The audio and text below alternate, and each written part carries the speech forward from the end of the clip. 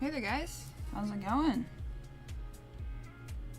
How are y'all tonight? Hope y'all are doing just fantastic. I actually got myself a stream starting screen so that I could not be muddling around with things and making a fool of myself for the first 15 minutes of the stream. And I think that has helped a lot because, you know, I was off running, grabbing this and that and moving things and setting things up and, you know, I mean, that's just how streaming goes. So, hope y'all are having a wonderful night. Not sure how many people are watching, I guess. Go ahead and just pull it up on my phone here so I can kind of see in the background how many people are on. What have you guys been up to? Let's move this down. Sounds like my audio is all good. Alright. Set this over here. So, as per the title of the video, working on my SCX-10, and I'm going to be rebuilding some axle shafts because, okay, where am I going to put this? You know what? It's going to go on the floor. It's going to go on the floor. That's where it's going to go. So, yeah, Friday night, I took this thing to the hobby shop, had a grand old time, got a video of my comp crawler, which is sitting just back under there, and that was super awesome. The chassis worked out great. I'm sure we're going to be talking a lot about the CNC machine tonight, especially with the last video that came out, so that's going to be pretty cool. Yeah, I'm doing really good, actually. I start my new job on Tuesday, first job I've ever had, first day, so I'm really looking forward to it. But yeah, as I was saying, nope, wrong one, this one. Yep, broken axle shaft. Well, I broke the pin, thankfully, so we're going to be replacing that tonight. Also tossing a new motor in this bad boy because I don't know how long this has been in here. It's been in here probably solidly since A Crawl for a Cure. Probably, this has been in here for a good 2 years then. And it just makes an awful noise. I've tried spraying some motor cleaner in there. It didn't really work all that great. So, yeah, we're gonna be tossing a new motor in. So I got my motor box behind me, got my soldering iron just over there, and we'll get that swapped in hopefully. So I guess I'm just gonna start pulling this thing apart and get this axle shaft out. I've got another broken one, so I'm gonna be repairing both of them while I'm at it tonight. And I've actually got one I could just throw in right now, two that I could just throw in right now, one of which someone actually gave me while I was at the hobby shop and broke. You know, every time I've been there crawling, I've broken an axle shaft. But someone, I don't remember his name, was nice enough to give me one, and he actually gave me two, one to run that night and this one as extra, so I've got 3 extra ones now, which is pretty good. So honestly though, the reason that they're breaking is just because my steering angle is really high. So when I'm turning, so when I'm bound up and the wheels are being like stuck in this position and turning at the same time, the pins like to break. So I was thinking also of maybe like filing out the groove a little bit, or like grinding it out with like a Dremel and giving it a little bit extra movement, if you want to call it that. So I don't think I'm going to do that this time, but we might do that another time. So yeah, let's get into it. Hope you guys are doing just great. I know I haven't streamed in a little bit, and honestly, this is the kind of stuff that's good to do on streams, and so I just kind of stream whenever I want. And that's just how we roll here. That is just how we roll. Alright. Tools. Where are my tools? Here they are. I'll need this. I'll need probably this. Yeah, alright.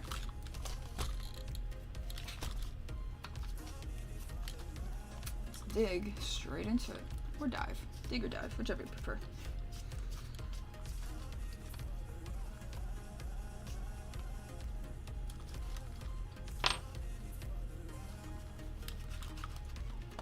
Come on, there we go.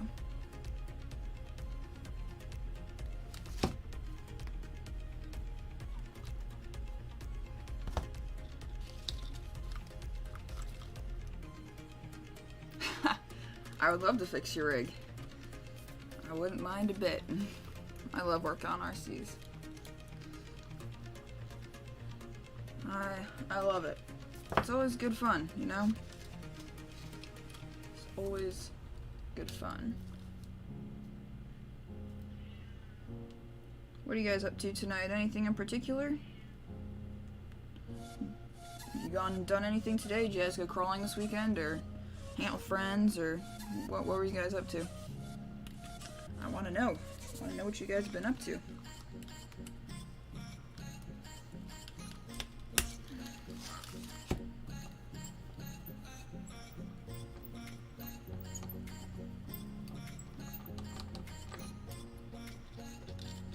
That's stuck in there, that's right.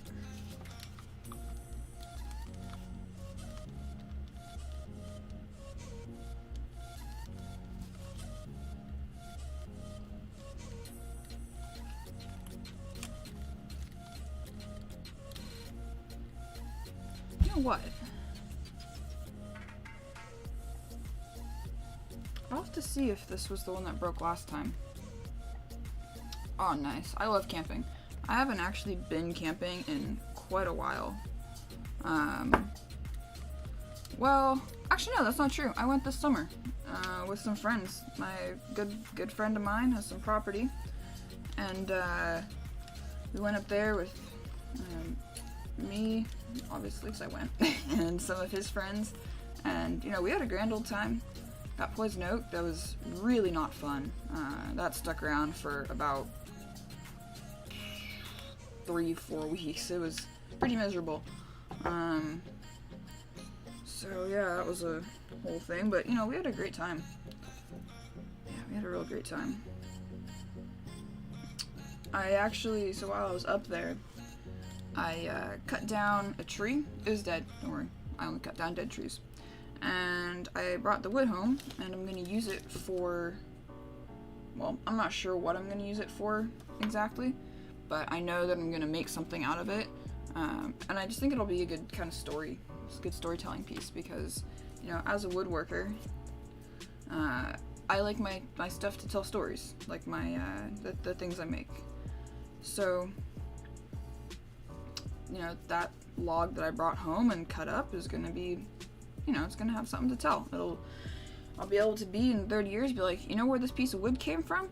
I went camping with a friend at so-and-so, or at such and such place, and cut it down with an axe, and then came home and made something out of it. You know, it's, that sort of stuff just makes me happy. Okay.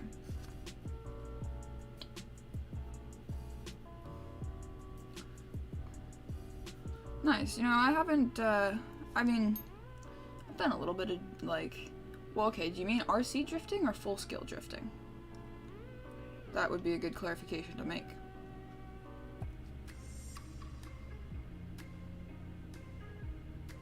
Ooh. This one may not be, very repairable.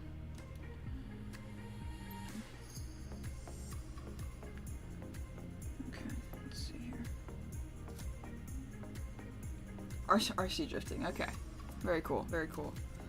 I mean, I've got that touring car. I guess you could kind of call it drifting. It's not drifting. It's really not drifting.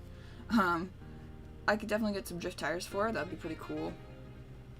But yeah, it's definitely some skill. Definitely some skill. Plus, I don't really have a course to run it on. I kind of go down to my, there's like an elementary school nearby, and I go and set up a course there with cones and stuff, and I actually make the course based off of the cracks in the pavement. And it works really well, because it's a little bit, because the cracks extend as lines, you can have a better visual reference of where where the actual edges of the track are. So it's kind of cool. Handy.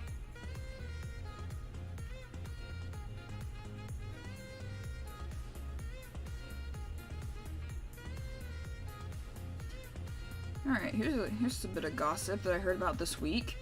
I learned that actually this is the last year that they're going to be doing Crawl for a Cure, believe it or not, which is a real bummer. I haven't had a chance to go look on their website. Or wait, did I look on their website? I might have done. I don't remember if I went to their website or not to see what was going on, but yeah, it sounds like they're done with it. I'm not really sure why, but I suppose it's probably, like, I know it's a family-run thing, so it's probably just a family thing, like a family, you know, 10 or 12 people putting on an event for 800 plus people, like, that is just a lot of work. So, I mean, if that's the reason, I, like, totally makes sense why they would just be a little bit done with it, because that event has really gotten huge over the last couple of years. I don't really know how big it was when it started. I'm gonna go this year, so it'll be my 3rd event. I think this is the 7th year they're doing it. I don't remember though, so yeah, and it's been going on a good little while now. Oh, that's a bushing. How does that feel? Seems alright. Yeah, it feels alright. It's a little...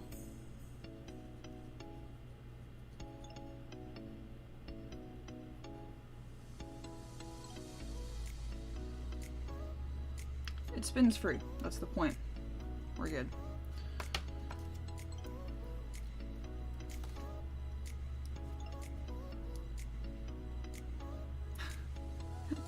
Nice. Hey, I mean, you gotta make sacrifices. Yeah, garage floors are always great for,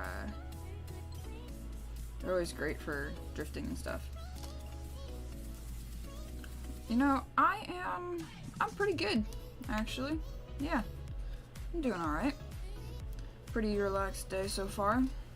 I'm actually, you know, rumor has it, I'm working on another CNC project. Yeah, So, I was working on that a little bit this morning, and so that's gonna be, oh, God. Stop dropping bushings, come on. Use some sense here. Those over there. Yeah, so I was working on that this morning, or afternoon. What was I doing this morning?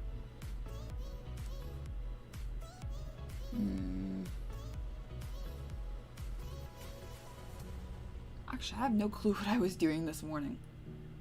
I think I got up. I ate.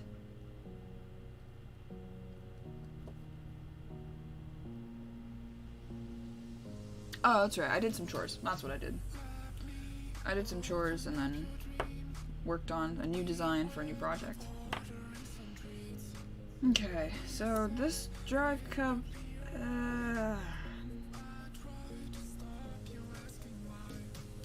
not sure I like the idea of using it because the hole has been kind of gouged out. Like the inside is not like clean like it should be. So I'm thinking I do have an extra one because on one of these the shaft actually snapped. So like this part snapped right here. So I actually have an extra cup. I might use that if that one looks alright instead. Thinking about it, how's this one look? Does that look alright? Yeah, that looks fine. This one looks fine.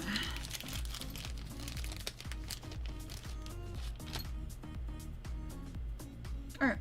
That's a little shoot up. Not sure why. Yeah, I'm not sure that has dents on it. Oh, you know what? I think this was stuck on there at one point, and I had to pry it off. I think that's what that's about. Okay. Yeah, I guess for now we'll scrap this one, and we can use this ring. Get rid of this ring, so it's garbage. Put it on the garbagey drive cup. And put it back in the bag.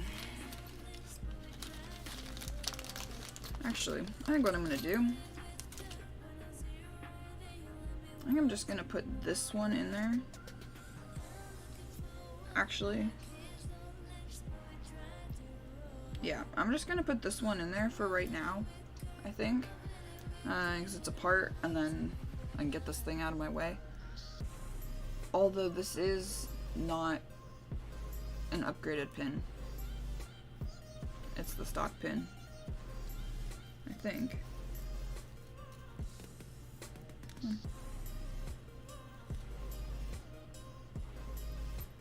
Yeah, that looks like a stock pin. Yeah. So, alright, here's the grand question. Do I, while I'm here making new pins, do I make a third one and upgrade this one while I'm in here doing it? Or do I throw this one in, wait for it to break, and upgrade it later? Put that in the chat. And I will choose.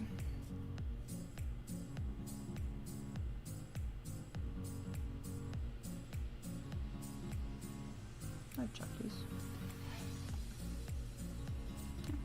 Cool.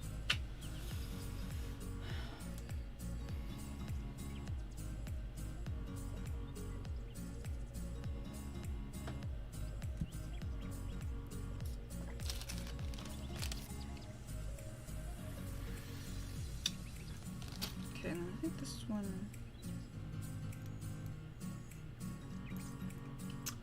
No, you know what? Here's what I'll do. This is what I'll do. I'll put one of these in there. Wait for it to break. But then I'll make extra pins. That's what I'm gonna do. And I'll just keep the pins in this bag and this bag in my box. So then, every time I go to the hobby shop, and I break a pin, which is every time I go so far, been twice. No, 3 times. Okay, I didn't break once. I didn't break once. But for all the other times, I'll have extras, so I think that's what I'm going to do. Yeah. Alright. Let's put, which one should we put back in? This one. Ah! Man, I got stuff flying all over the place tonight. Ooh, baby.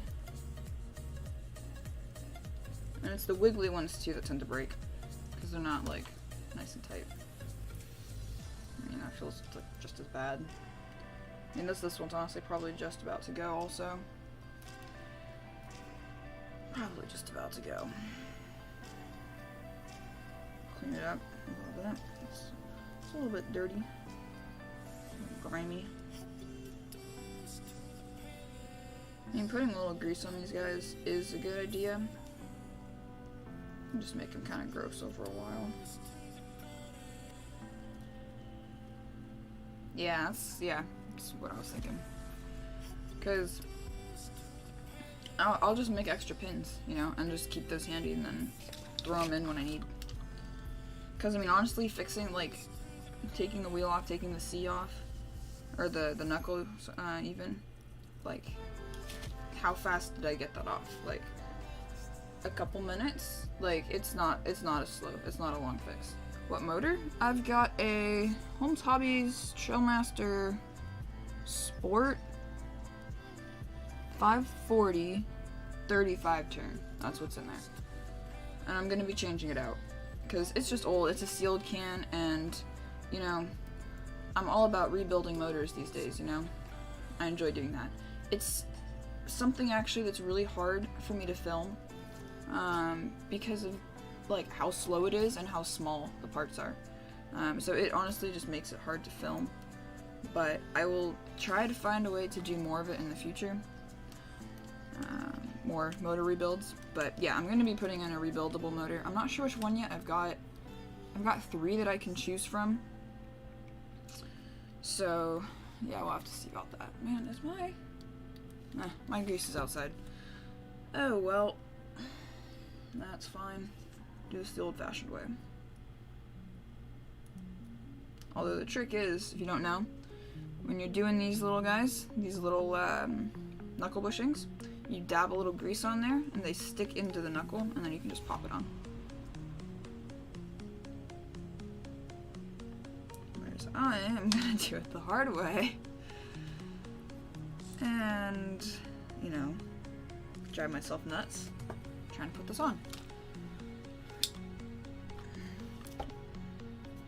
I mean, the other way is like this. You put it upright and then the bushings don't fall out. Of course, they're gonna fall out now that this isn't over top of my workbench. Or something's gonna fall out. Hey, nothing fell out.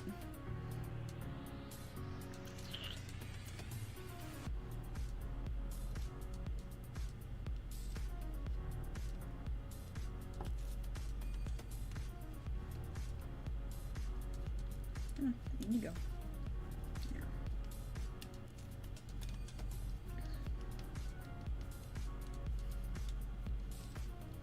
I think this has been the first entirely positive stream that I've had. Like, no negative feelings attached.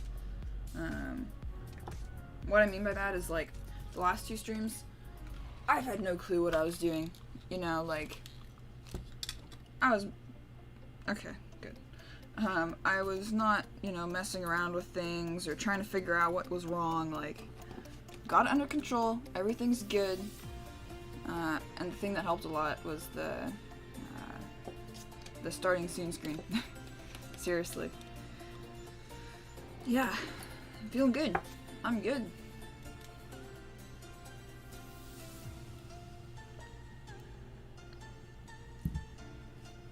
Okay. Seems good.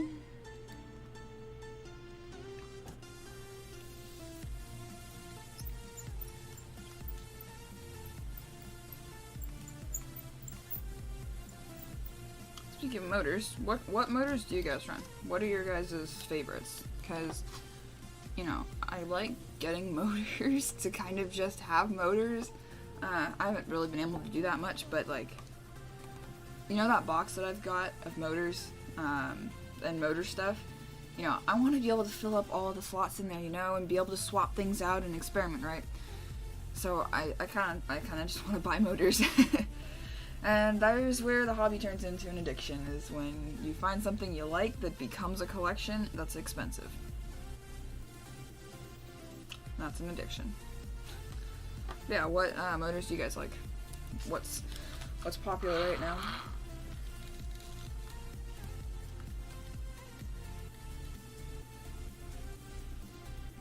Put that guy on.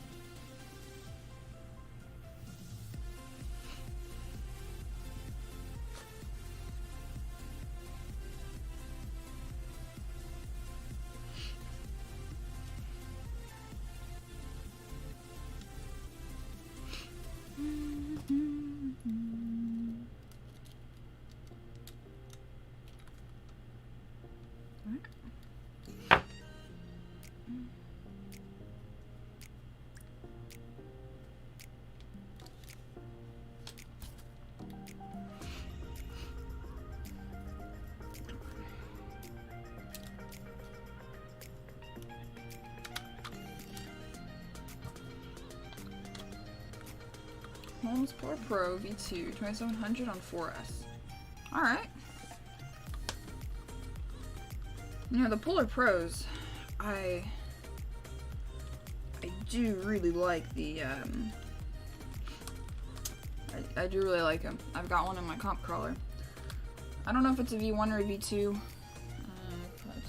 Probably says on there, but I don't remember. And yeah, they're really great, especially with an MMP.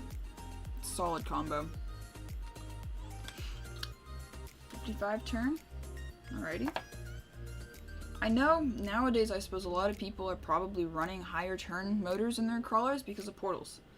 So there's like, how many portal rigs now? Like, you've got the TRX, you've got the VS410 is Portal, right? Yeah, that's Portal. You got CX-10-2, you've got, I don't know what else, but, and I know people talk about having to run higher turn motors, or faster motors, just to get the wheel speed out of those portals, so. Yeah, I mean, some people prefer the torque, too. It's always a balance. I mean, like, I don't mind having a little more torque than wheel speed in my, oh, wrong way, in my, oh, Wanda. I don't mind having a little more torque there because it's such a more scale rig that I don't need the wheel speed.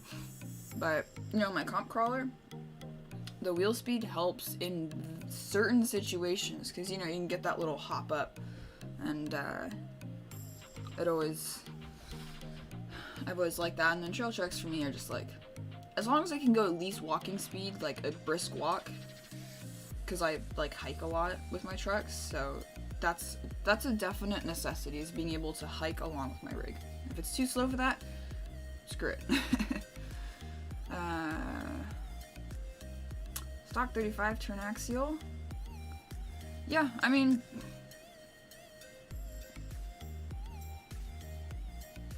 I forgot. I've been having this thing lately that I like, I'm in the middle of saying something and I just forget. Instant. Like, I'm like, bro, come on.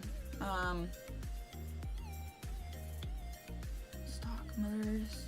Yeah, you know, I ran a stock 27 and got a second one for, God, I don't remember which rig, but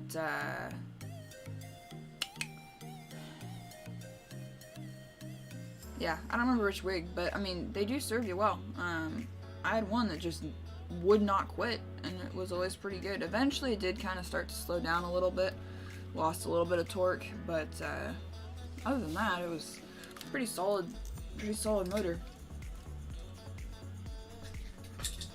Man, chat's popping off, holy moly. Oh, a CX-10-3 is Portal, okay. That's right. Oh, well, oh, I was thinking of the Capra, because Capra's got portals. God, I can't keep track anymore. Like, I'm not up and in the latest stuff enough to remember all that. You know, like, yeah. Zip. Whatever. Okay. This one, spare.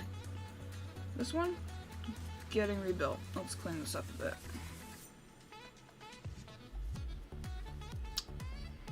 How's my weekend? Pretty good.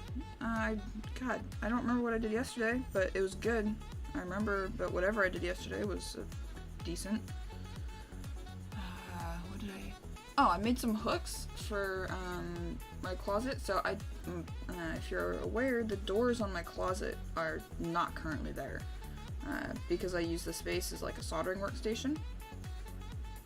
So I don't need the doors on there. So I've got hinges exposed. So I was looking, I'm like, you know what? I wonder how big the holes are in the hinges. They're 1/4 inch, and we had some 1/4 inch rod.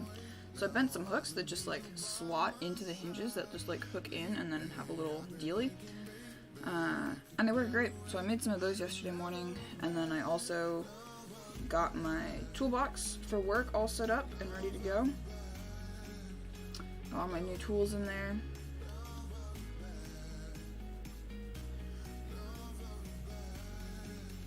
So yeah, that's what I was up to yesterday. And this morning I basically just did some chores and worked on a new design for CNC.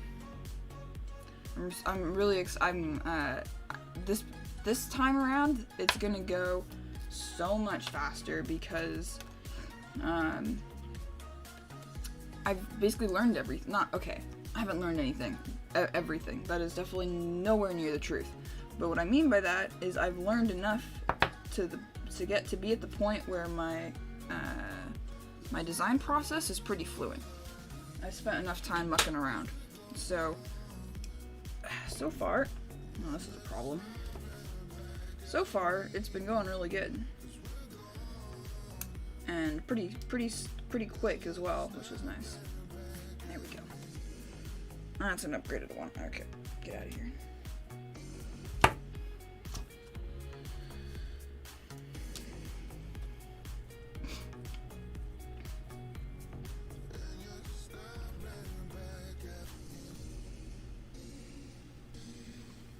Nice, that's good that you're happy with it.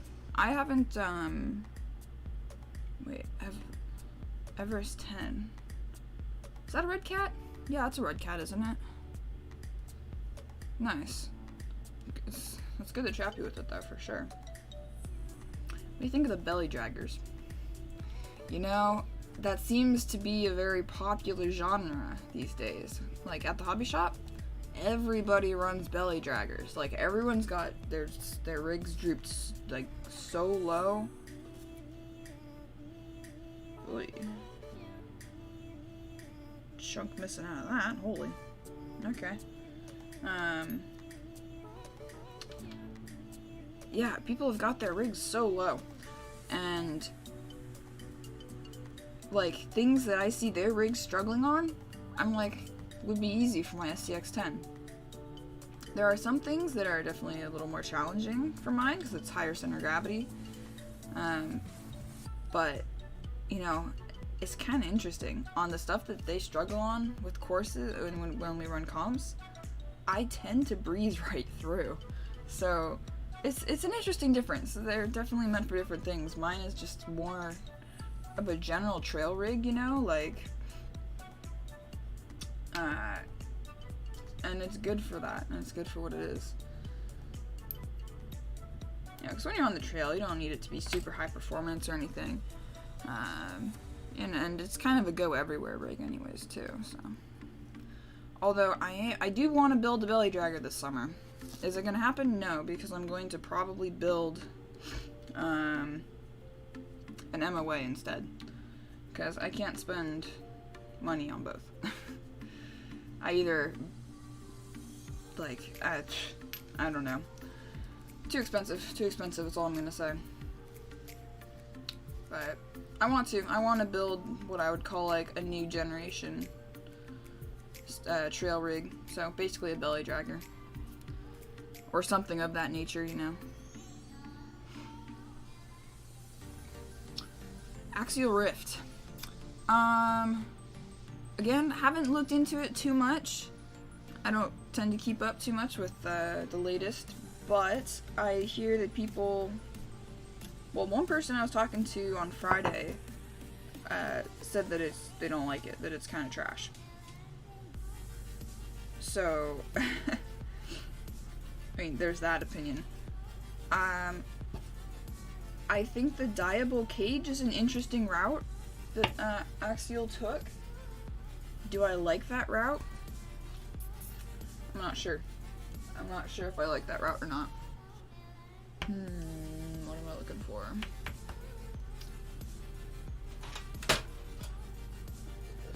Well, let me grab my other knife real fast.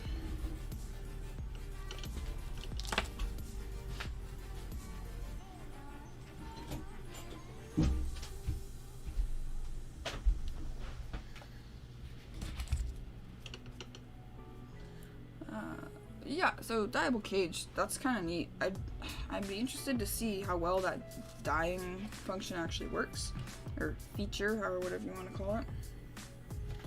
So,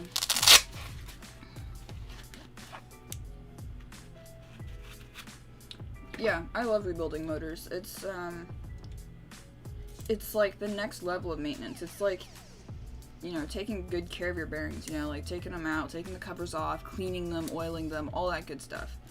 Do I do that? No, because that's a lot of extra time that I don't really fancy spending oftentimes. So, you know.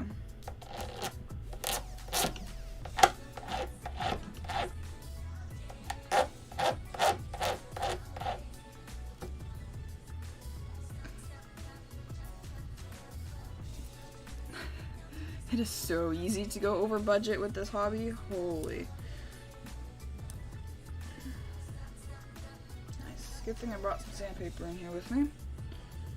Okay.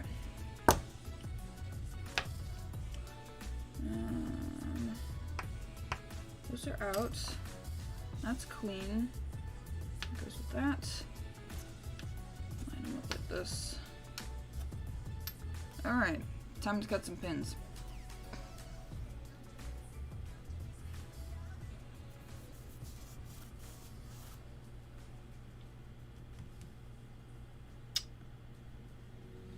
Yeah, pins. Alright.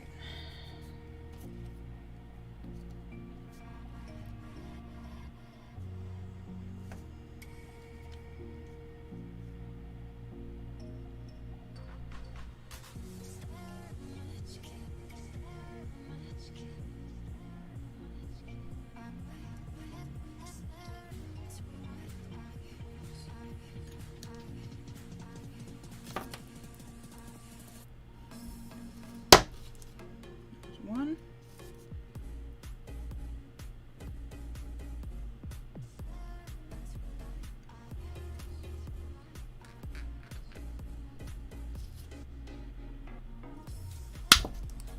There's another.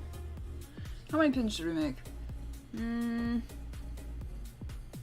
got 2 here. So 4? Well, because I got those 2, they're gonna go really quick. That one and the other one, and I've got another. Let's make 6. Yeah, let's make 6 pins. Shoot. I should have sanded this down before I cut them. Oh, we're gonna have a hard time now. Okay, that's fine.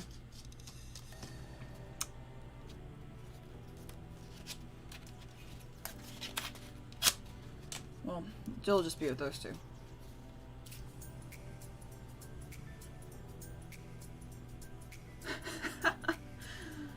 Like buying a TRX-4 and a felony in the same week. Yeah. Yep. Pretty much, there's not much, you can't really plead innocent on that one. Huh.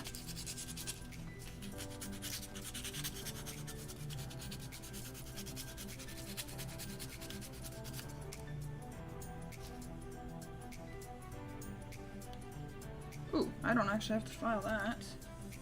Or sand that. What about this one? Doesn't fit in there. Oh, that is so tight. Oh yeah, that's a nice fit. Actually, I don't even think I gotta sand this at all much more. Maybe we got lucky. I think that's gonna be our dilemma. Getting it through the little center, the barrel.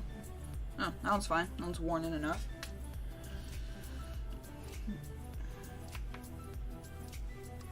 Hail excellence in his flesh. Yeah, you know, my dad's, he's pretty cool. He's definitely pretty cool. You know, it can be annoying at times, as all parents are. You know, standard stuff. But otherwise, yeah, he's pretty cool.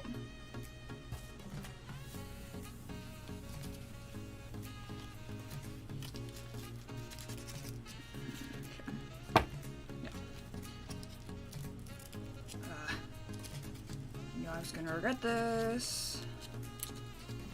Come on. God. There we go.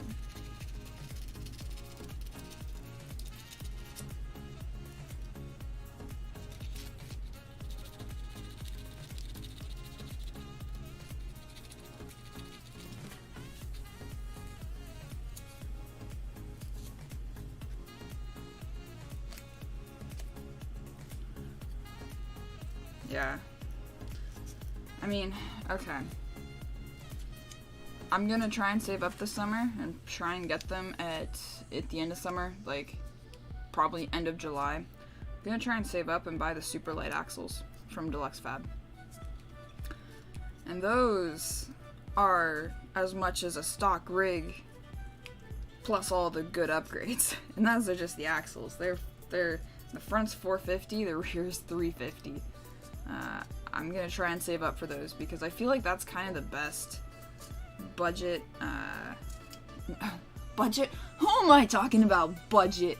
Oh my god, not budget, oh my, like the best reliable option for MOA axles, you know, like I think that's just the way to go, because you can't buy original Bergs or no, original Bullies. Bergs are like, forget that. I found enough parts, you know, I saw a fully built Berg this past winter, and I was seriously considering buying it. It was a fully built Berg, and I had seen other parts kicking around elsewhere on the web that was like missing like one tube and a C-hub or something like that to build a whole nother one. So that's like, it was tempting, but I passed up. So, would it have been cheaper than Super Lights? No, probably not, but you know, it is what it is.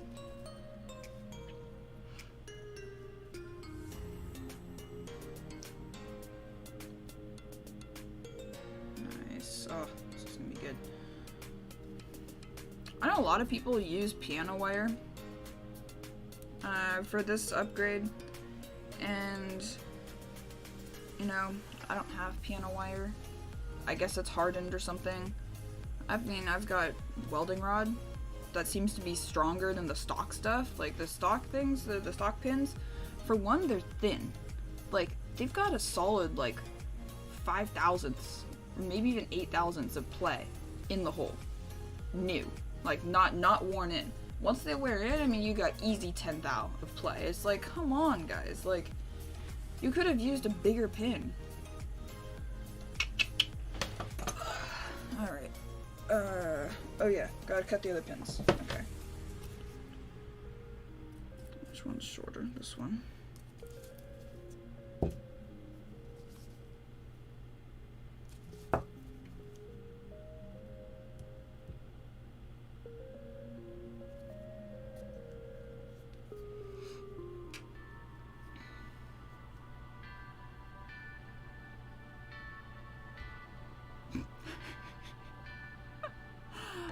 I feel you, mate.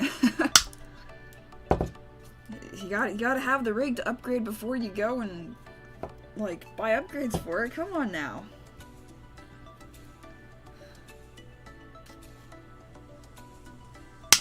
Should at least know better than that. 1, 2, 3, 4. We might not get enough for 6 out of this piece of wire. Oh well.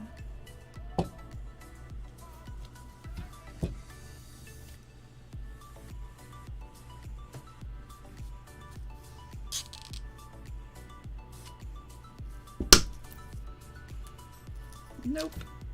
Oh, that's long enough. Long enough? Come on. Be long enough. Oh yeah, you're long enough. Nice. Okay. So there's 5 pins.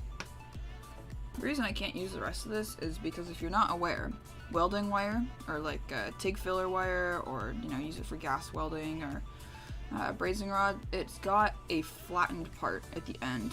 Like, it's stamped in with the type of rod it is. Like, there's some sort of code that's, you know, got a whole bunch of gibberish that like some smart people can figure out what it means. And you know, it's basically useless for making pins because it's 1, wider than the rest of the rod, and 2, it's like thinner. Well, it's the wrong shape and it's weaker, you know, yada yada. So I've got 5. 1, 2, 3, 4, 5.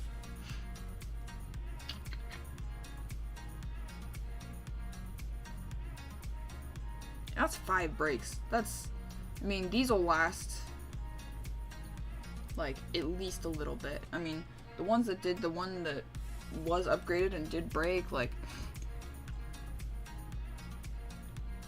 I mean, it lasted a while before it actually did go. So, I mean, maybe what I'll do is I'll like adjust my steering endpoints a little bit, and so then it's not steering so hard, because that I think is the problem. So yeah, totally. All right, time to file these guys down. I might turn the mic volume down, because this might be a little bit noisy for you guys, but we'll see.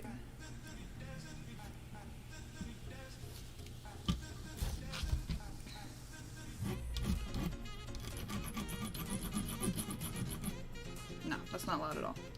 Nice. Just want to be considerate of your ears and, you know, those of you wearing headphones.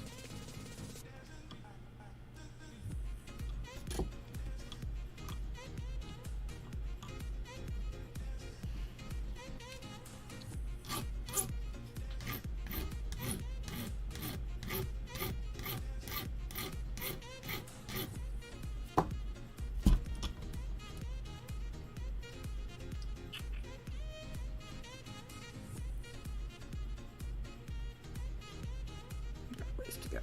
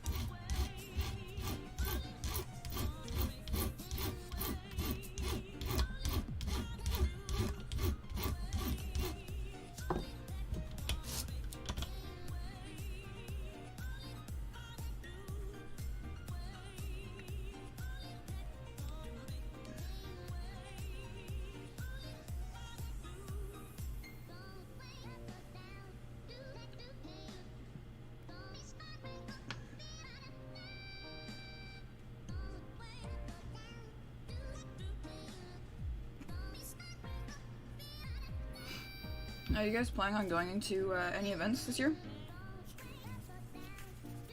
I know I'm gonna go to a couple. I'm gonna make business cards so that people that I meet that, like, don't know my channel or want to find it can, because I've had people ask me before, and I've been like, you know what? I'm tired of trying to tell people, because I know people forget. Like, you're gonna be the next day after after an event and be like, you know, I met that kid. They said they had a YouTube channel, but I have no clue what it was. And then they don't find my channel, you know, like.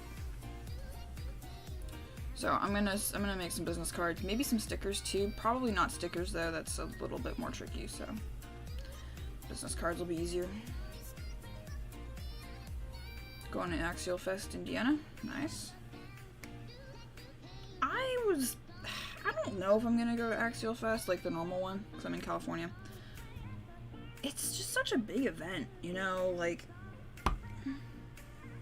Ooh, gorgeous. Absolutely gorgeous. Alright, that's one. Check the ring on there, make sure that goes on. So good. So good. Oh my goodness. Yeah, right? I totally need to. I need to figure out a good place to have them made. And, come on. Yeah, I basically just have to find a good place to have the stickers made, that's it. And make a design, too. And, like, figure out a way that they can be affordable for me, because, I mean, I guess I could use my YouTube income for that as promotional items, you know? I think that'd be a reasonable way to spend my YouTube income. I don't make much. If you're curious, YouTube is just not the way to make money. Simple as.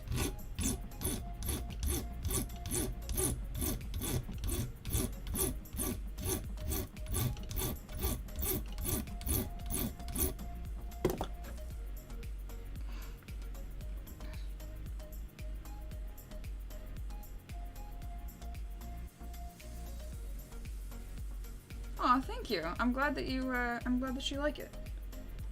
You know, somebody else told me the other day, I think it was someone I met at the hobby shop when we were texting afterwards. They said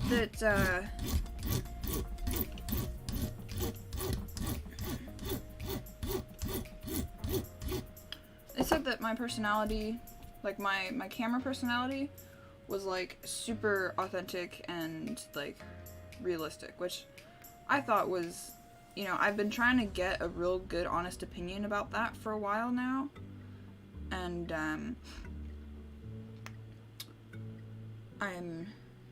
I'm glad that he found my personality that way, and I hope you guys do too.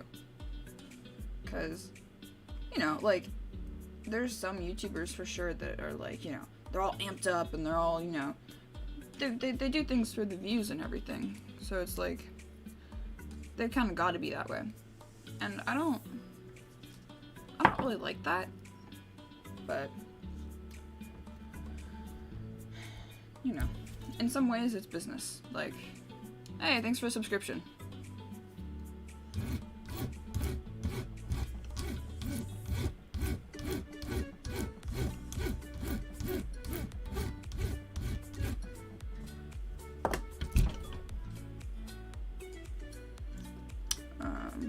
But yeah, I don't know.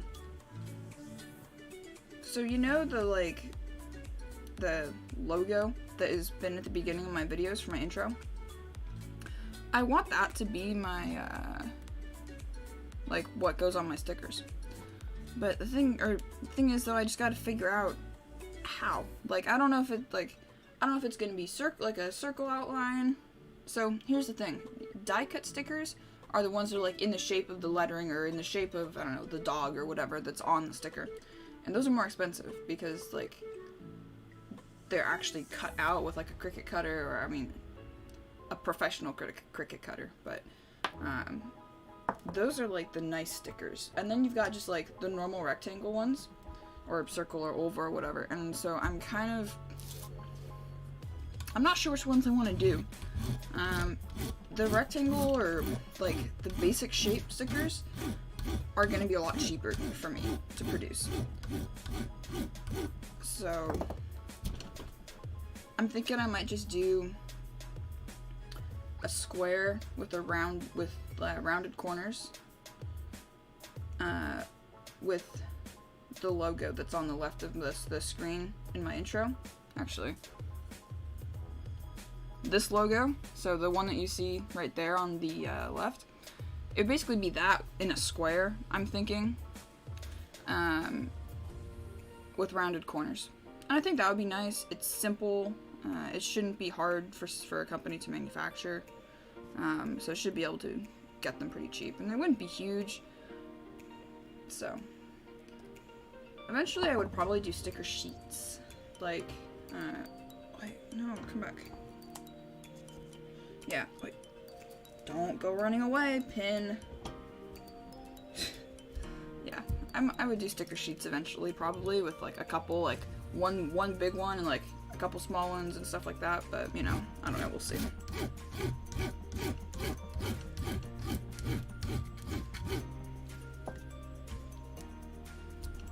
Oh, whoops, my chat moved. There we go. Oh, really? Oh, interesting. That's cool. These, yeah, you know, where did you hear that news about RC Sparks? It's cool that he's moving to a big property, though. I mean, he's already got a nice property, but, like, even bigger? Wow. Was it, like, on his YouTube channel, or what?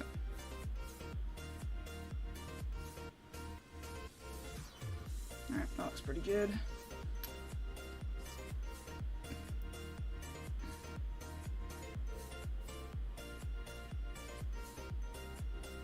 Okay, I will keep it positive about 3D printing. I think there's definitely places for it. Yeah, I'm definitely not ruling it out as not useful. There's definitely places. Chassis, like comp chassis that get beaten up and get landed on and smashed around, maybe not the best option, but for other stuff, yeah, I would totally keep that open.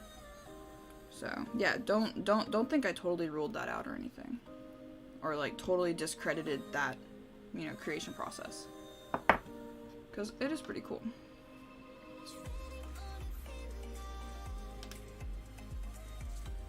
Alright, that one's good to go.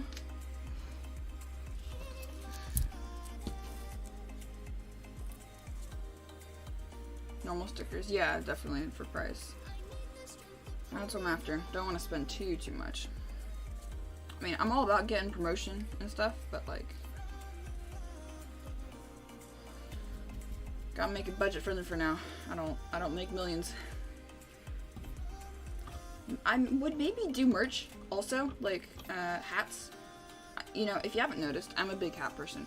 In almost every video, I'm wearing a hat. I love hats. Hats are pretty cool. And they keep my bangs in check, too.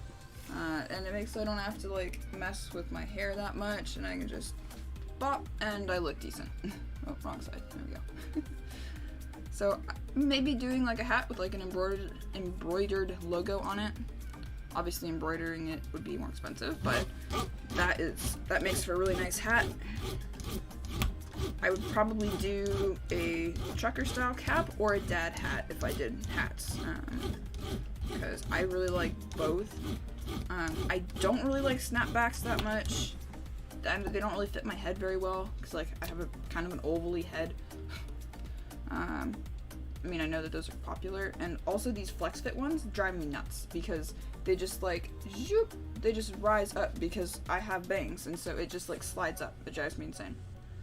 But I might do hats. It's, oh my, quit dropping the pins, gosh dang it. Come on, get out of there. Get out of there, you son of a punk. There we go.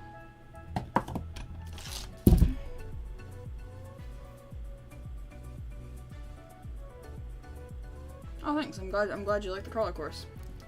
I'll have to look for that video too from RC Sparks. See what he'd have to say. Really? Huh. I wonder if he, I haven't seen the video, but I wonder if he kind of maybe either realized that people were missing him, or realized that it was just such a part of him that he couldn't handle not making videos. You know, because he's got, RC for like a lot of people is like a I would kind of call it a coping mechanism, but like, you know, if someone, you know, has an injury or something and they can't do certain things, it's, there's a lot of people in RC, they use it as like a, I don't really know what to call it, like a recovery thing. Yeah, I don't really know what to call it, but like I know a lot of people do RC for that, so cause like I know that Medic has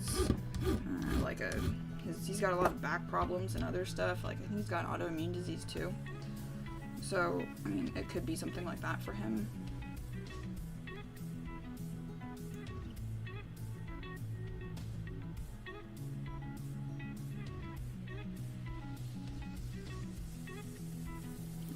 Looks good. Oh, that's good of him. By play, you mean like play with RC cars every day? Play. I mean, they're toys. They're basically toys. Is what everybody else would say, but no. They are. Well. There you go. Therapy. Yeah, it's therapeutic. There you go. Thank you so much. That was definitely what I was looking for. It's a therapeutic activity for a lot of people.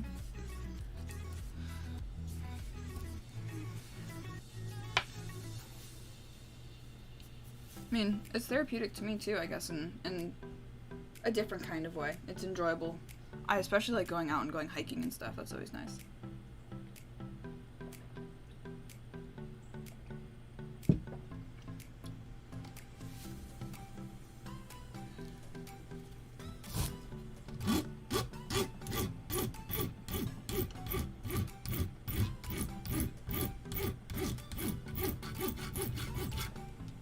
This is a double cut, isn't it?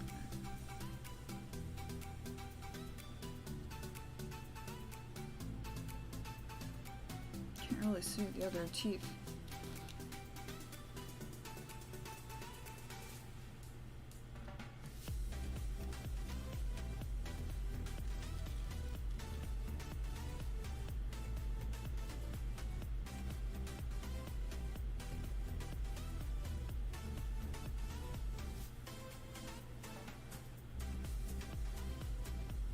think it's just single cut. Anyway. What's it doing? Yeah.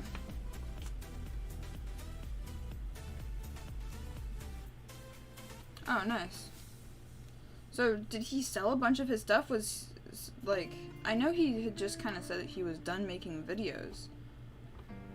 But, did he sell a bunch of his stuff? Or, like, what? Or are you just saying he's got, like, more RCs to pack up before he moves?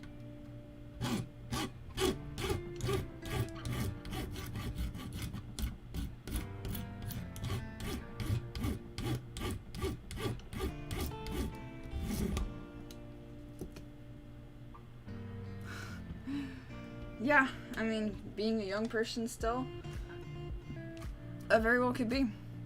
Come the time I'm 60, we'll see if that happens. Yeah, who knows? I might be, like you said, controlling probes on a distant planet.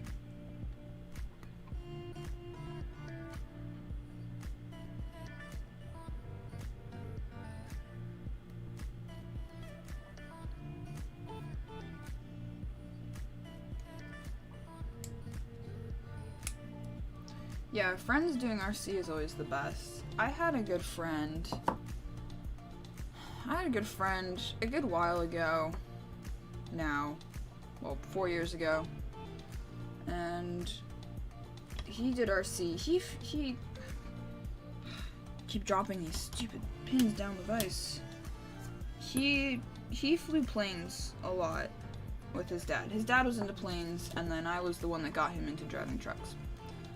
And, you know, we had a grand old time with it. And, you know, come the start of high school, I wouldn't really say we fell out, but, like,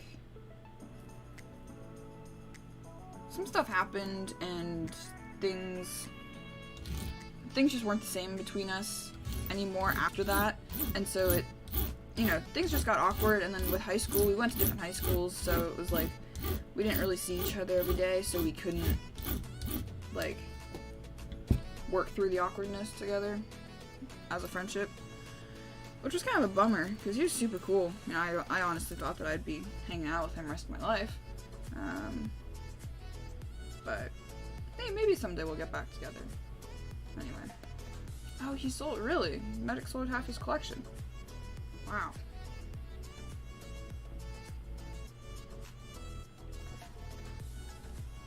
I'm sure he kept the special, well, he got a lot of stuff for,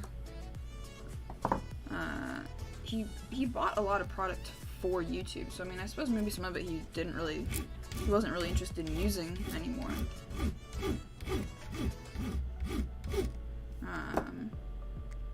But I'm sure he kept all the special stuff.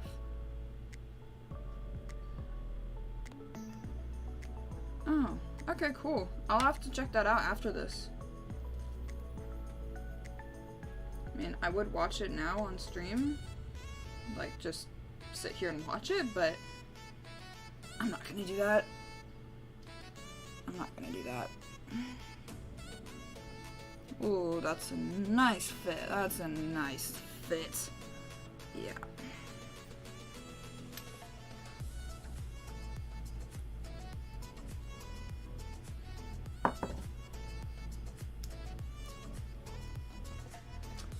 Alright, there's pin number 4. Pin number 5 coming up. Let's see, did I miss anything here? I don't think so.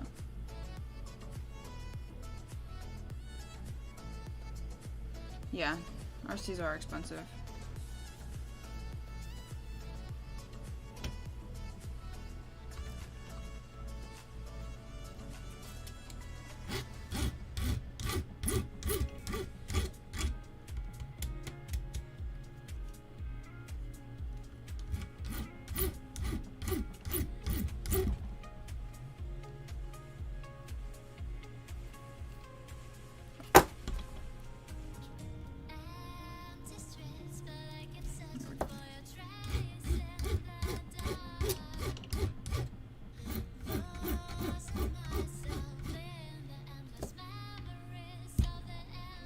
What did you guys think of the chassis plates that I milled out? Because I know that came out since last time I was on stream.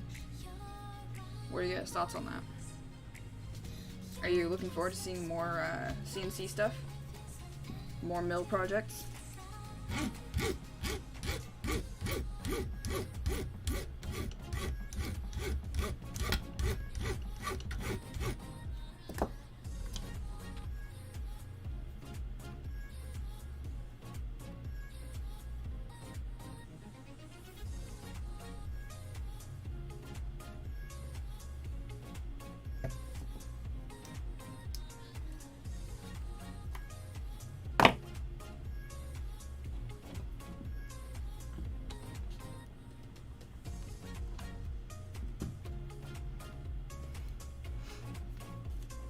Yeah, they're pretty strong. You know, I tested them out, and they seem to be pretty good. I took a few tumbles with it on Friday, and they seem to be good.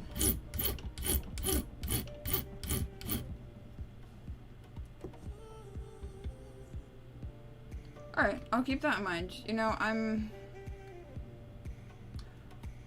as far as my Jeep goes, I don't know.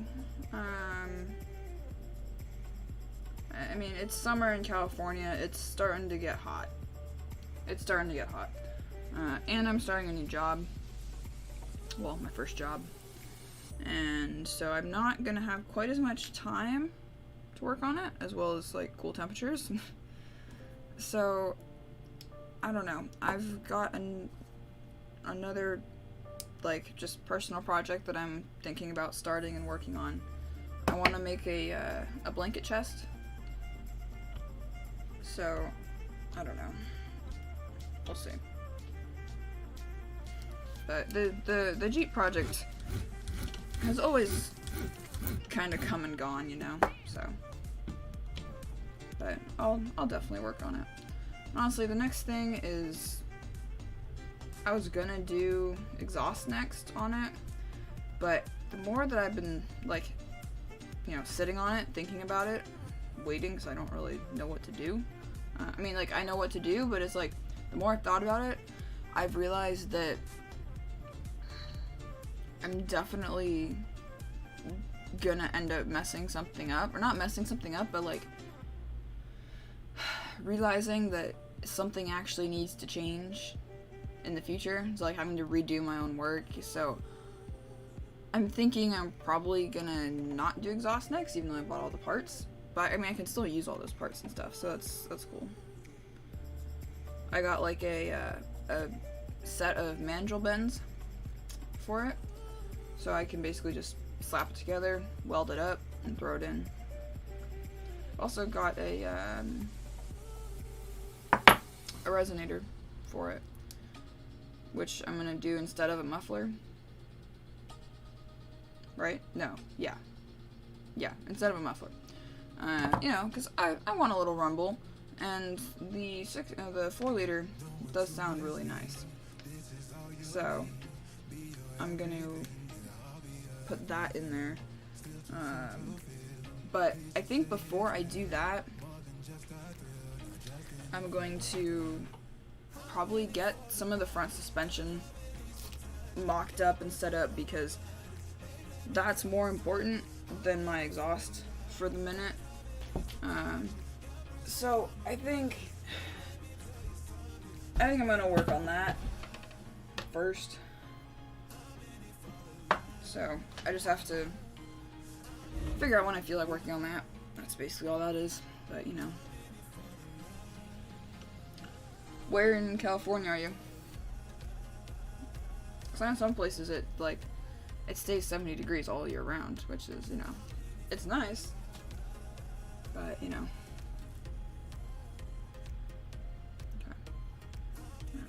Okay. Try and not get metal filings all over the bottom of my pit mat.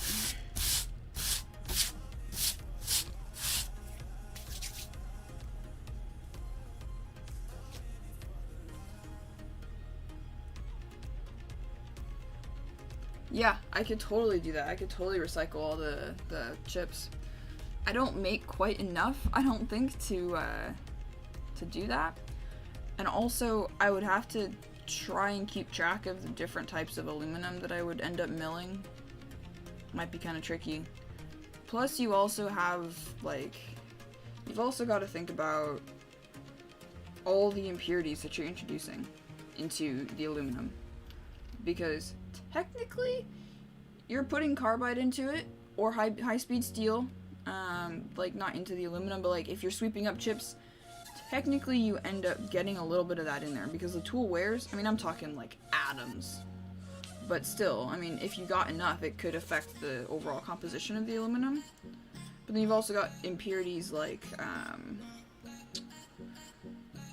just all the coolant and the oils and stuff like that. Those things can be hard to pull out or filter out of the scrap. I mean, in large commercial processes, like, it's doable, and they do it, obviously. But, like, on small scale, I don't think it would be, because my processes would be so inefficient, I don't think that it would really work all that great, but, you know.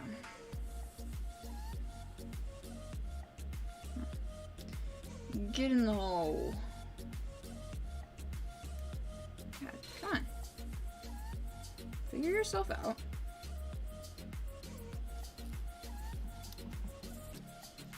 Okay, fine. You're being stubborn. Hey, from the UK. It is going pretty good here. I've got a handful of European viewers, so I know it is a mite late over there.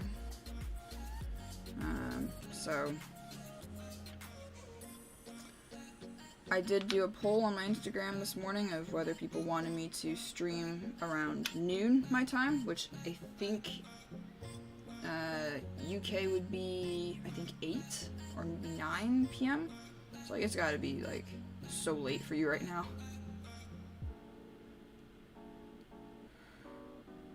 But, yeah. Okay.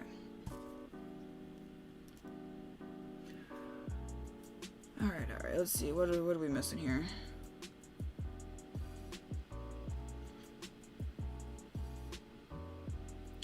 Hoystyler, I feel you. I feel you. Yeah. I've always got to, like, be conscious of how much I'm spending on what, because, you know, I'll do the same thing. Hollister. I don't know where that is, but yeah. Basically same here, it cools off a bit. Whew!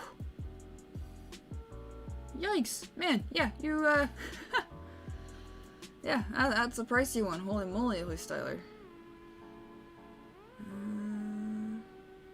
209. Okay, so that would be, yeah, 8 hours. I was right. Okay, cool. And then for Eastern Europe / well, I don't think I have any Asian viewers, but, you know. Okay, come on. One of these fit in one of these holes at one point when I was doing this. Come on now. Hey, BMX Bandit, thank you so much for the subscription.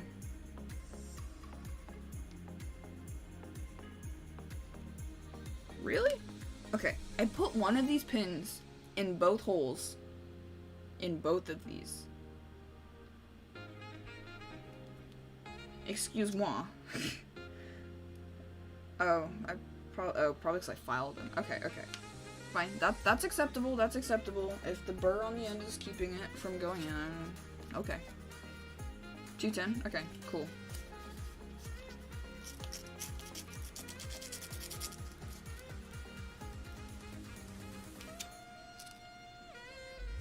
Alabama.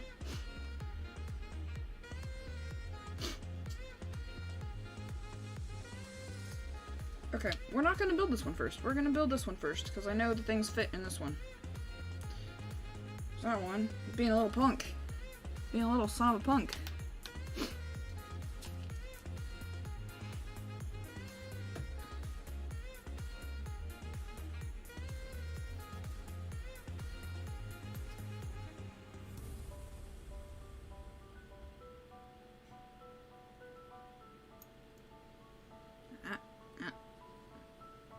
Come on.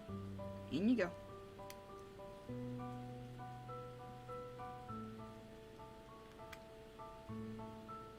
There we go. Oh yeah. Even tighter than stock. And that was a nice fit. That's a nice fit.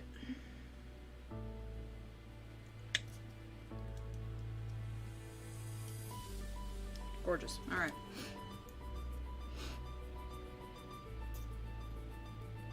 It is definitely gonna get toasty in here because I've got more lights on today than I usually do. I added one of my big square panel lights right here at like a dim setting as far as lighting.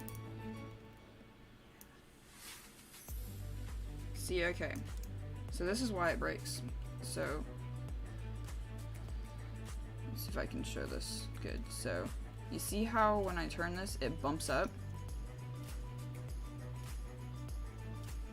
It pops up, and so that's the pin bumping in the groove on this guy. So that groove right here, the pin bumps on that, and when you steer too hard, it sits here, and then it tries to turn the axle past that pin, and it snaps it. So I'm gonna have to probably do some adjusting on my rig to make it so it's not quite so tight, so it doesn't quite hit those. Because I mean, I'm not losing all that much. It's just like it's literally probably like it's that much versus that.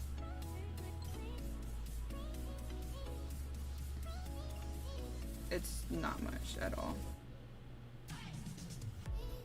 So, you know, yeah, endpoints, that's what I'm talking about. Alright, now to figure out why one of these won't fit in here. Why won't any of these fit?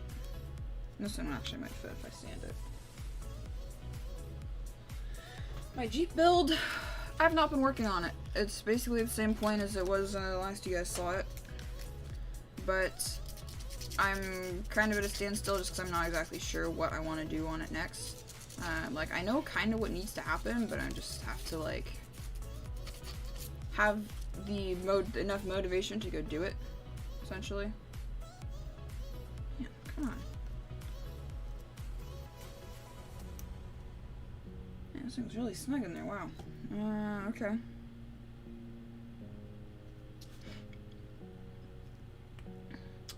Yeah, I just have to kind of get the motivation about it. I was talking about it a little earlier, and I got exhaust parts, but I realized that I'm gonna end up having to redo more. Like, if I do the exhaust now and try and save myself like an hour's worth of work later by not having to take the crossmember off, I'm gonna end up having a day's worth of work to redo because I didn't realize that something needed to happen or something changed or like clearance issue with the exhaust or whatever, you know. So like that's kind of an issue. So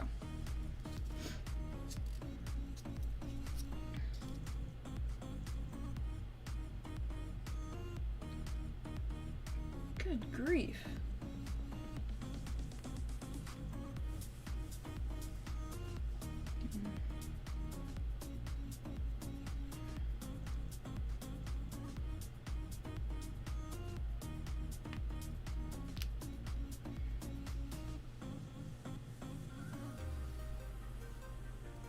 And I know I just keep picking up different pins and trying to fit them in here. But I know it fit. I know one of them fit at some point.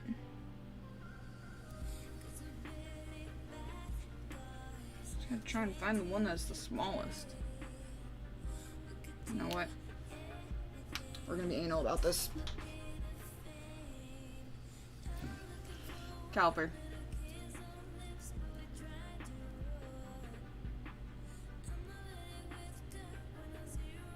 That's 0.06.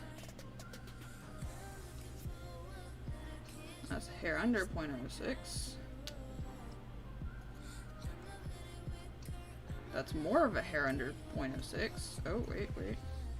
Yeah, oh, that's a touch over 0.059. About this guy.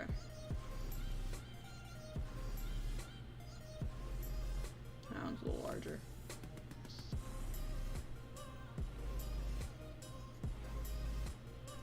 Alright. This one it is. Yep, there we go. Yeah, I know, the faster I finish it, the faster I can go drive it. It's definitely a good incentive.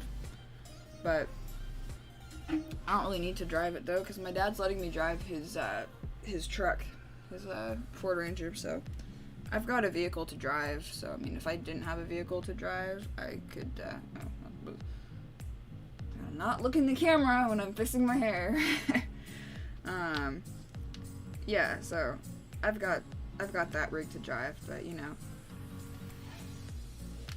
I mean, at some point I will kind of have to like get my rear end gear and finish it up, because we're gonna be remodeling the house soon and it's kind of in the way, and there's, yeah, motherfucking Ford Ranger. I want to put a Ford Ranger sticker on the back of it so bad. I know my dad wouldn't let me, obviously, but I want to put a Taffer sticker on it.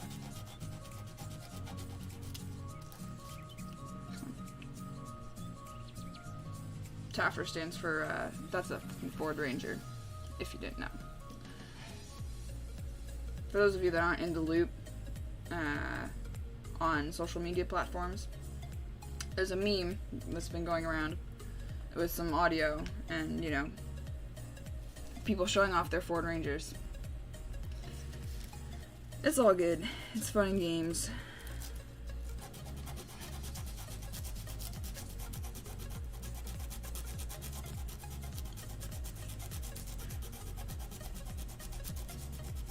I mean, if you just look up Ford Ranger song on YouTube, you'll find it. If you want to get a kick out of it. God, I just want to pound this in so bad. I know that's the wrong choice here. It's absolutely the wrong choice. But I do. I'm not going to.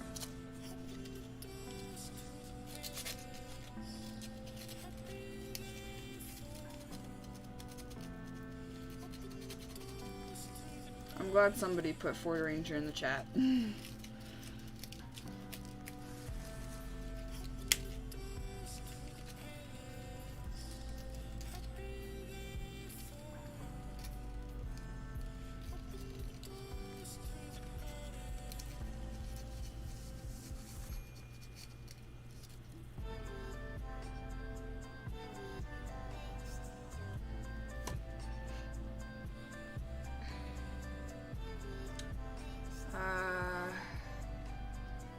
Yeah, I think it is the same body style, except that the Proline one, the Proline one doesn't have the like the.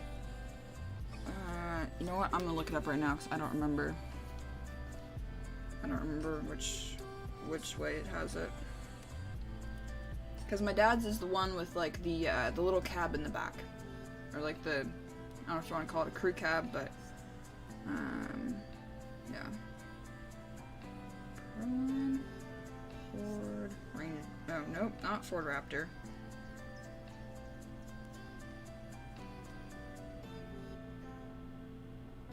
Oh my god. Stop. I hate my phone. My phone is so annoying.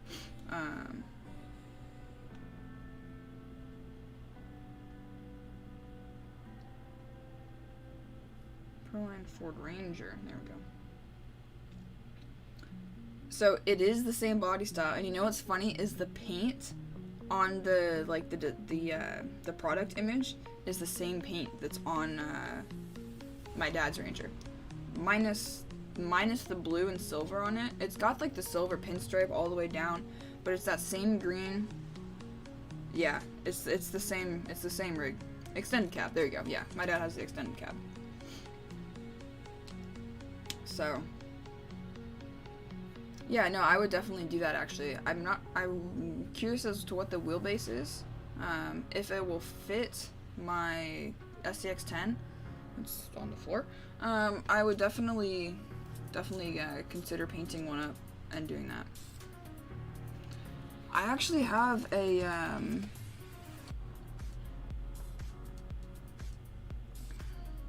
scooch, go on. Come on, move. Okay, forget it. Okay, I just turned that off. You know what? That's fine. I don't need you. You're worthless. Goodbye. Yeah, no, I would totally do that depending on what the wheelbase is. So, yeah.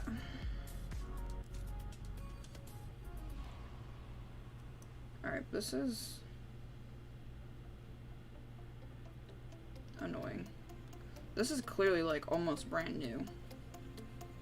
12.3. I had a ruler kicking around here somewhere to measure. I don't know where it went. Mine is... I don't remember what mine is. Let me see if I can find that ruler and measure.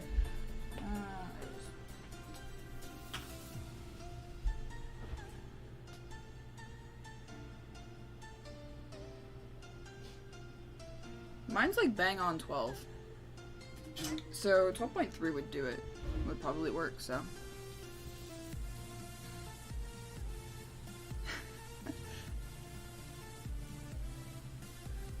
Ford Rangers honestly are...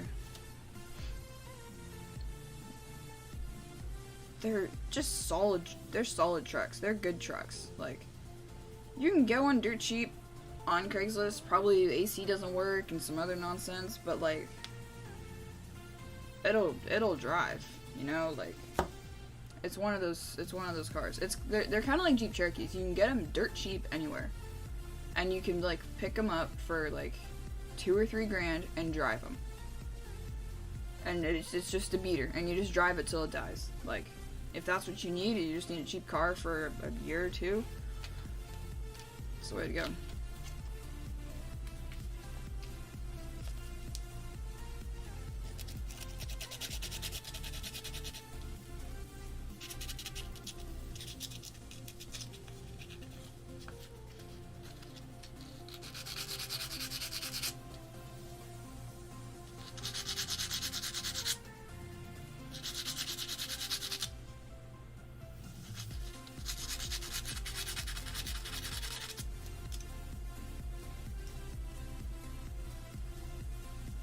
Come on. Get in there, you know you want to.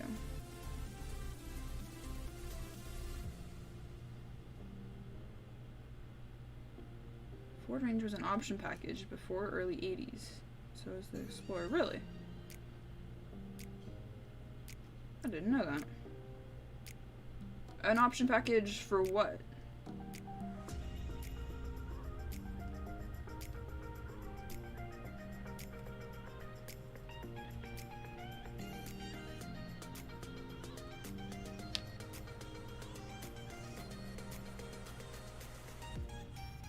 Oh, I guess, yeah, what were like, what do you mean by an option package?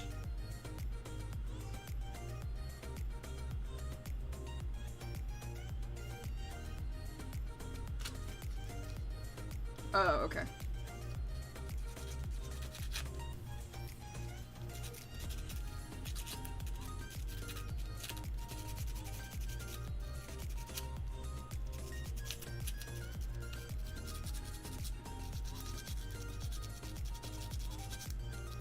Man, here I was thinking that my stream would be short, because I felt like I was flying through what I was planning on doing, but here I am, still sanding this tiny pin, so it won't go in the hole. Gotcha.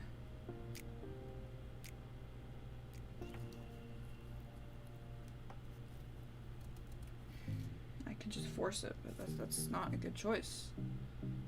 F-Series had the custom an Explorer. The Bronco was loaded. The Bronco loaded was... Oh, really? Oh, I never knew. That's cool, though. Uh-oh. Uh-oh.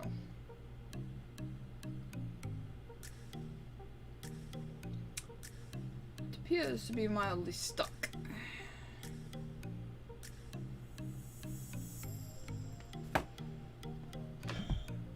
Okay.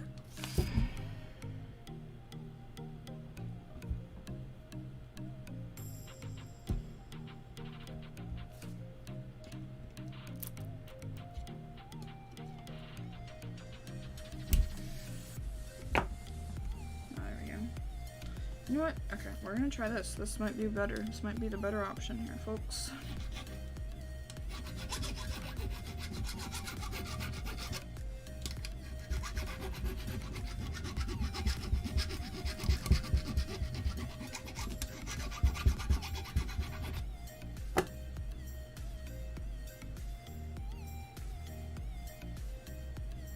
Oh, nice.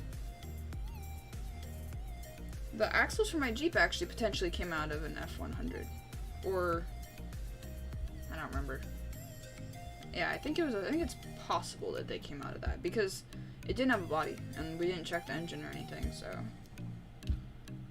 it is likely that they came out of, or it's possible, I think, they came out of an F100. Yeah.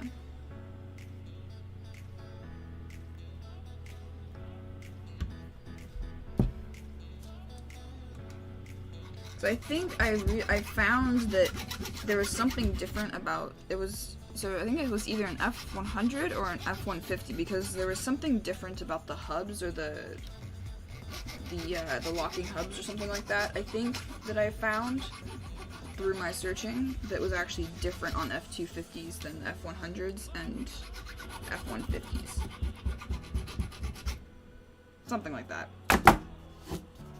Oh, nice. That's cool.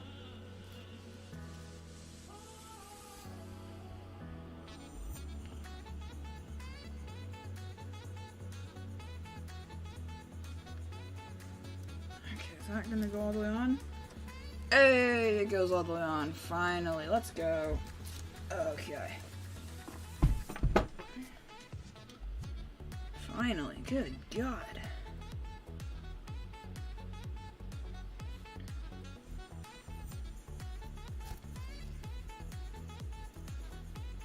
Nope, wrong way, this way.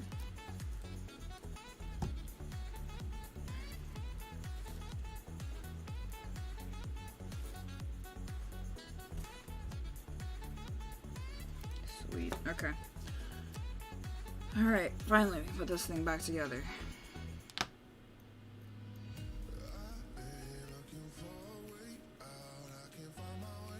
This one, though, does look to be almost new, because there's, like, no bearing wear on the stub shaft, as opposed to this one, which has quite a bit of wear, and the one I put in has quite a bit of wear. So I shouldn't have a problem installing these in the future, when I have to, that is.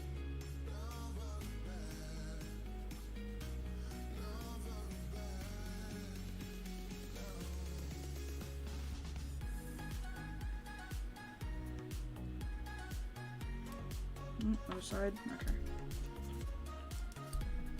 I think after I get this put in, I'll go grab myself a bowl of chili real fast, and then come back.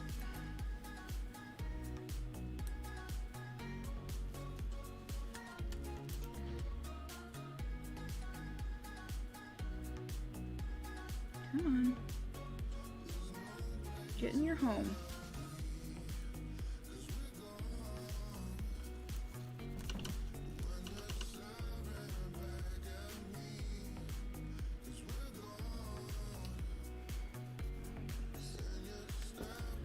Oh my goodness.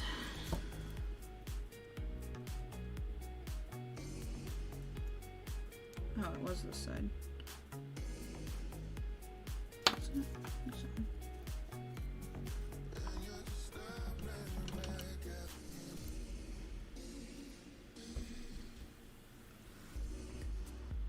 Through 1979, F100 was a heavy half ton. F150, or no, was half ton. F150 was heavy half. F250 was 3/4. Interesting. on. Why do you not want to fit when it's here? This is stupid. Do you know by chance which axles those had? Like, yeah. If the 150 was a heavy half, did it have different axles to the 100? Cause I just want to know, like, I'm just curious as to like what axle exactly mine came out of, or no, what truck my axles came out of specifically. Cause like I said, it didn't have a body on it, so it was just a chassis and a motor and some axles.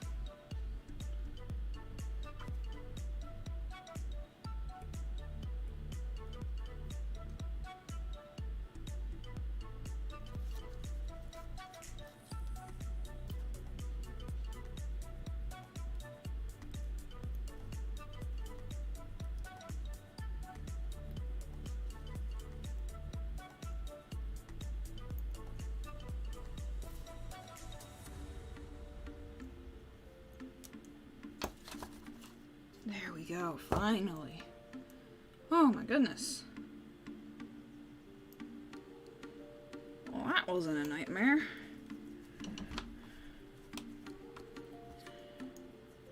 Get in there.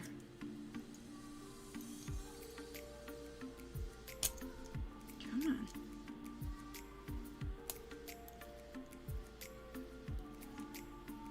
Oh, that's why.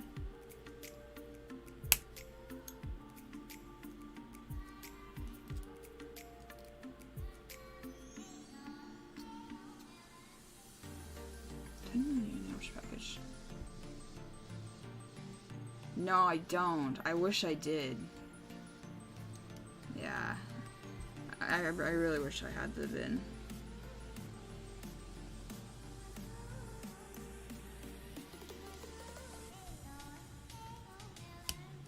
Yes. Yes. Hooray, we did it. 40 minutes later.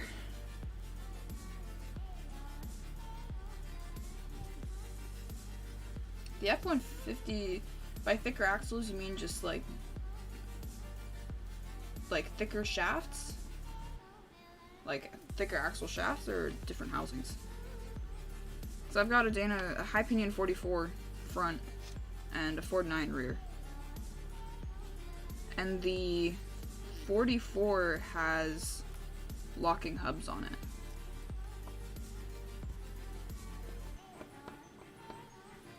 They're the ones that have the red caps and that say Ford across them, and the not the caps, the knobs, they're plastic. The red plastic knobs.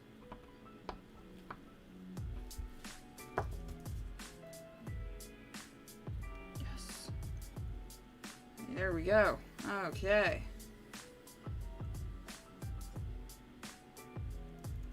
Good to go. No. That might need some grease on it. Keep that from falling off. Oh, what do I have around here? Any grease? It's a little bit of grease.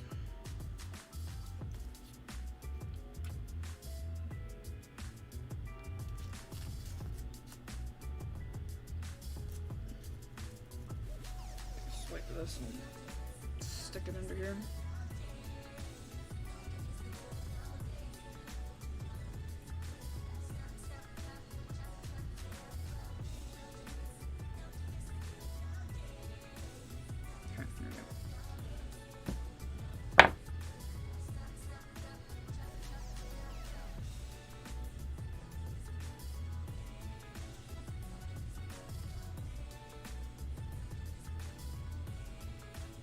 Alright, at least it won't fall off. Sweet, now we got 3 axles going.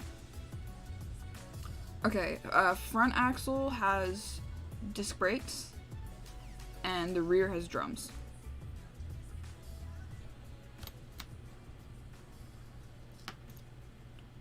Man, look at that. 3 axles all lined up, very nice.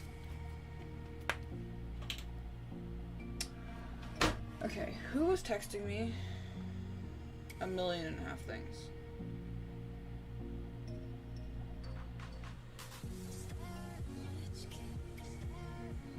Okay, I don't know.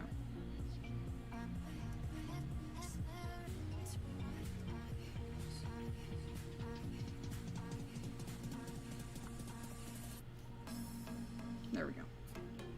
Okay, that's good to go. This is actually almost dead, unfortunately.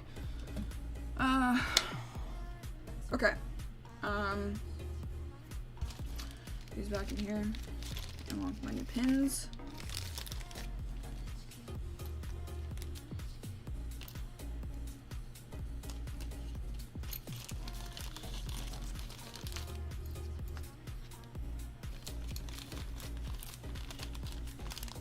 These aren't all gonna fit in here. That's a shame. That's a bloody shame. Come on.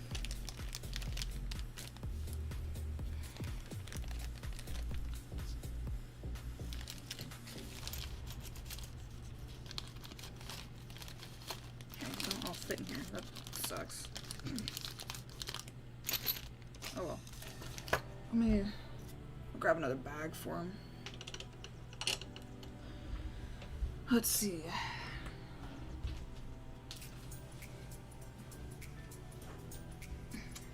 Got this tissue box full of little Ziplocs. Like anything that I get that comes in a little Ziploc baggie, I keep the baggie. Oh, that would be a nice one, except it's got a hole in it. Because, you know, it's this sort of stuff. Alright, oh well.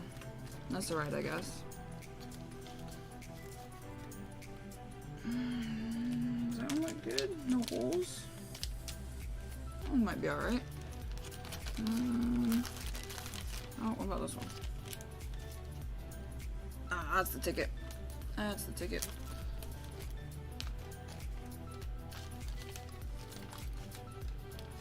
I know it can be hard to identify the vehicles sometimes just by like characteristics about them.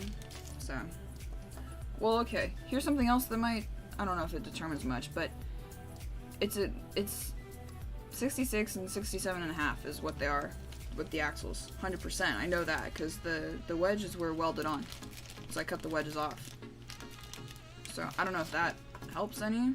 Probably doesn't, because I think that was across the board, but I'm not sure.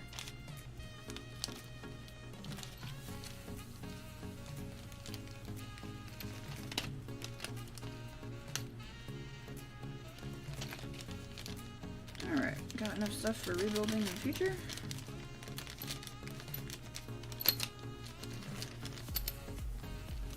What's that in there? These guys go in here.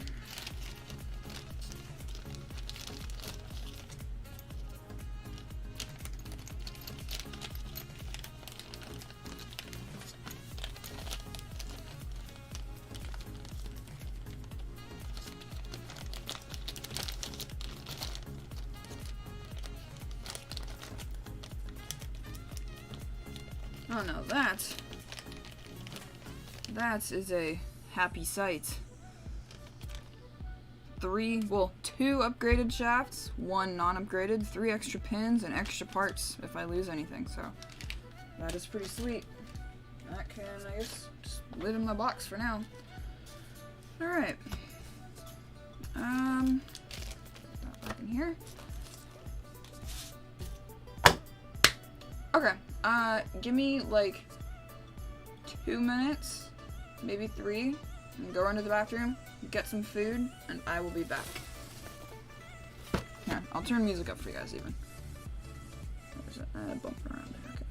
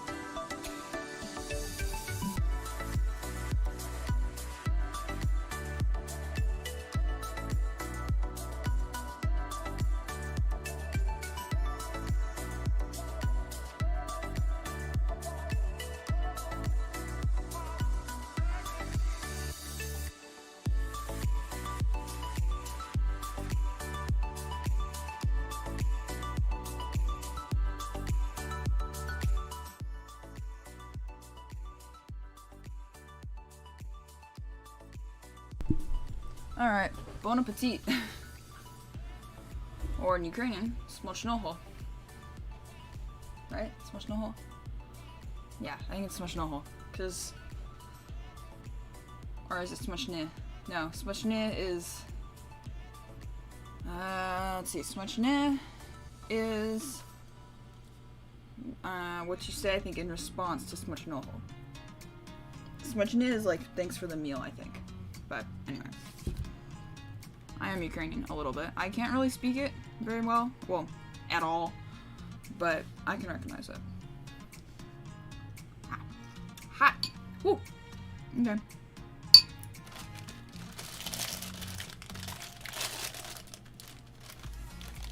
Alright, give me something to talk about. Throw your questions at me. Throw your inquiries. Best with crusty bread. Yes. Yes. Absolutely.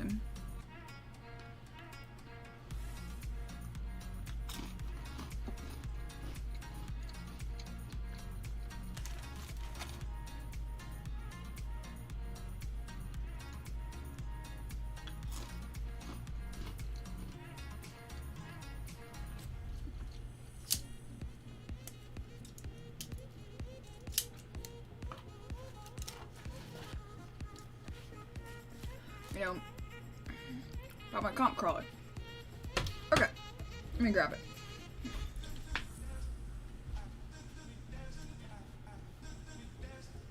Alright, here you go. Here's the comp crawler. This thing, I built, okay, real quick, any RTR crawler, what would it be? God, I actually burnt my tongue. Whew.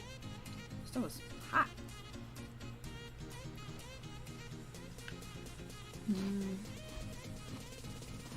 Oh man, you said crawler.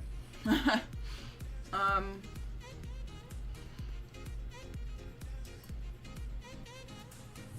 would probably get a VS410. That just seems like a super solid choice, honestly. Like, yeah. I'd probably do that.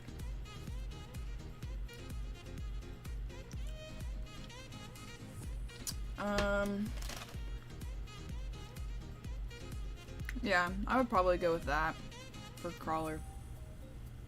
Well, okay. If we're talking about current crawlers, yeah, probably VS410. If I could get any crawler that has ever been released, then my choice would probably be XR10 or Venom Creeper. Yeah. Okay. So, this rig was actually my first crawler. There are no parts on it from my first crawler, but there are multiple parts on here that have been on there at the same time as parts from my first ever crawler. This started out as a Axial SCX-10 Power Wagon. I've got the cardboard stuck up on my wall there. I have a thing where I keep the cardboard like box arts from my crawlers and trucks, but anyway, built it out of that about a year and a half after I first got it. And it definitely didn't look like this. I started out with an AX-10 chassis, and only 2-wheel steering. Heck, you're looking at its ass. Here we go. There's the front of it. And I started out with J-Concepts ruptures on it. Drivetrain and electronics have pretty much been the same the whole time.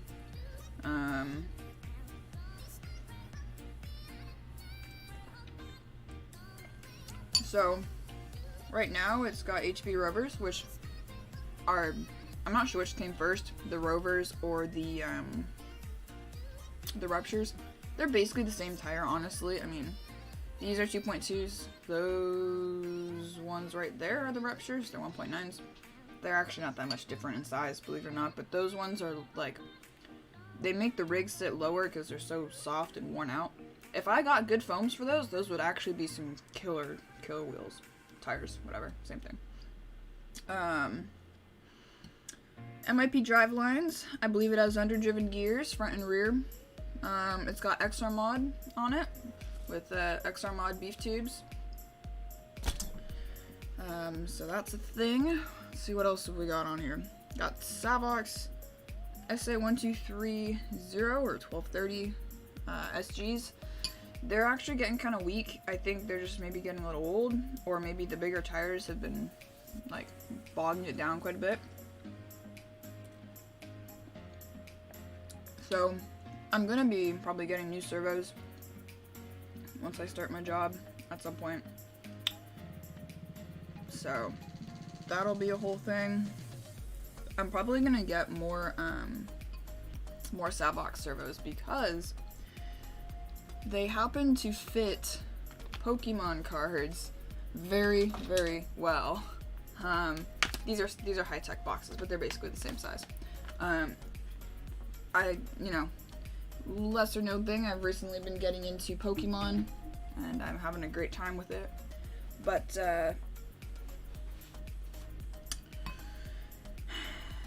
so I want to get Savox servos for the boxes so I can put my cards in them.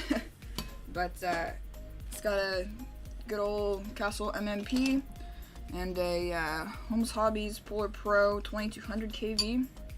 Is it the V2? Doesn't say. I'm not sure if it is or not. If you know, that's what it looks like. So that's the V2 or the V1. I don't know. Let me know. And then the chassis. This chassis. If you go and watch one of my recent videos, I actually milled this on my CNC machine. Not mine, ours. My dad and I's CNC machine. Okay then. And that was a lot of fun, and it's holding up really great so far. Yeah, I mean, for shocks, it's got the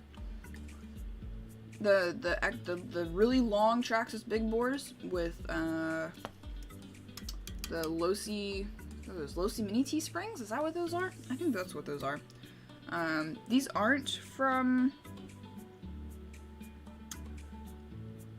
aren't, or I didn't buy them from Super Shafty. Is that where these come from? Is it Super Shafty or Deluxe that makes the Dravtech shocks? Well, no, I think Deluxe makes the Dravtech shocks, but these ones are, I don't know, same thing basically, but the company just makes them for you, or whoever runs that thing. But I did the mod myself, the shock cap mod. So yeah, all custom links also. Built them myself, or made them. Got a video on that too, actually, that I did recently, of how I make my custom links, because I got someone asking me about it, and I was like, you know what, I haven't done enough. Like, I made one a long time ago for, like, what are they called? Not connecting the rods, not tie rods for the Yeti. I made a video about it, but you know, that's old, kind of outdated, so I figured I'd do a nicer video for, you know.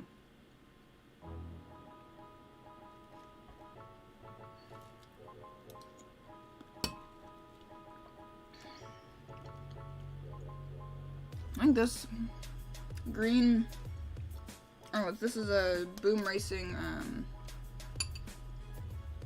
whatchamadoodad tranny case.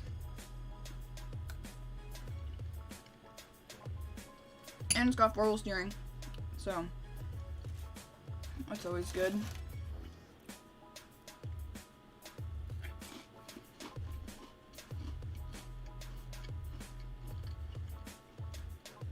My MOA though, I'm not going to do 4-wheel steering on. I'm going to do dig. Because in unlimited class comps, you're only allowed one. You're not allowed both. You're only allowed to have 4-wheel steering or dig. And the only experience I've had with dig is on my dad's Wraith, which wasn't really set up very well to use the dig effectively, because it's not just having dig, it's having the rest of your rigs set up well enough in such a way that the dig is actually really advantageous to you. So that's, you know, relatively soft tires in the front. You want to have a lot of forward weight so that you can really grab and like pull yourself around when you need to. And my dad's Wraith wasn't set up for that, so it really wasn't a good use of, or like it wasn't a good experience with me in using Dig, so.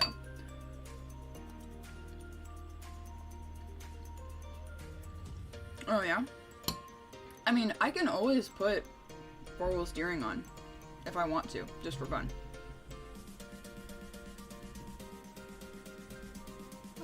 I don't know. I think my dad's outside doing all sorts of racket going on. But, yeah, I think that's what I'm gonna do. So, you know, we'll see.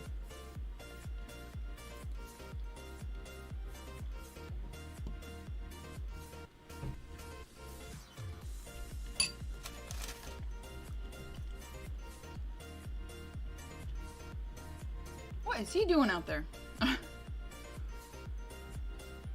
I wonder.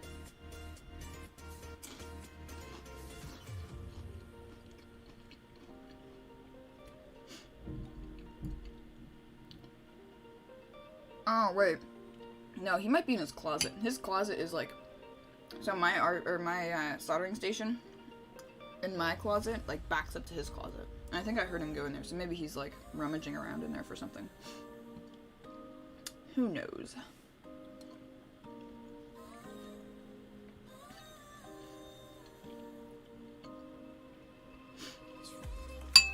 Oh, I pre-registered for the autism awareness crawl that's coming up in September? No, August? Can't remember now. I think it's August.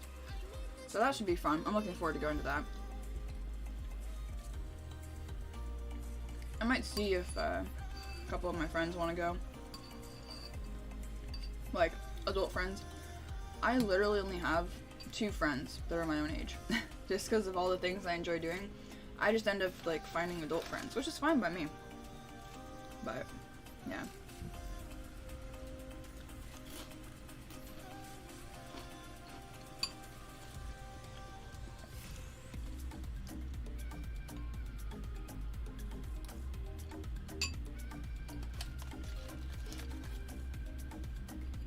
Alright, should we try and work and eat? I suppose we can try and work and eat.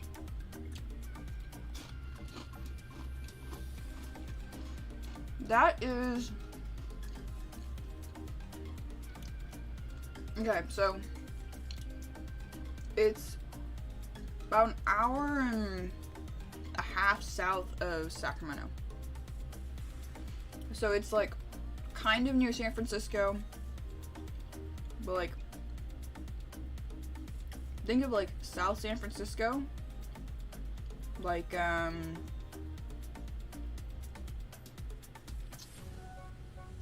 think Santa Cruz, but come in east a little bit. And I think that's where it is. Yeah, it's in August, okay.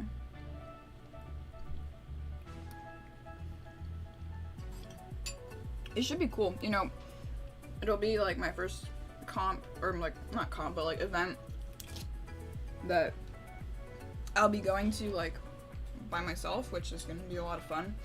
I might, yeah, like I said, I might see if some of my friends can come too, or if they want to go. And I suspect probably one of them will end up coming, but the other won't, because there's only space for 2 in the Ranger, so yeah. So I'll have to definitely like grab a soda for the way home so that, you know, I don't crash. I just have to make sure that I like sleep really good the night before, and like if I need to, like if I'm tired, like about to fall asleep when I leave, just like sit in my car and just like let myself fall asleep, and then whenever I wake up, just start driving. And then if I'm tired, just like pull off to the side of the freeway and sleep. I mean, it's an option. So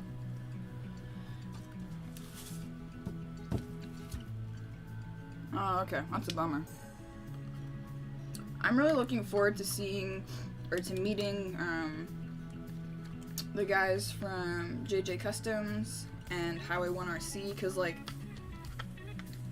I've known, like, since 2 years ago, when I went to Crawl for a Cure, I met up with, or like I've talked with one of the guys from Highway 1 RC on Instagram a bit, and they seem pretty friendly, and I'm looking forward to meeting them now that they know who I am, and now that I'm bigger too. Like, more people know who I am. Like, if I went to an event with 800 people, there's a good chance people would probably come up to me and be like, "Hey, are you that kid?"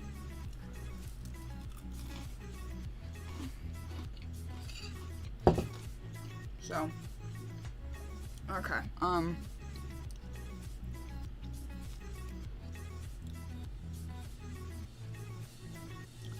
just set up right. Red is yellow, blue is black. Pencil. Writing utensil.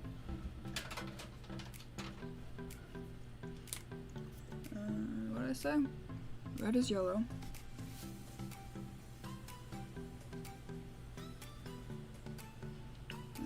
Blue is black.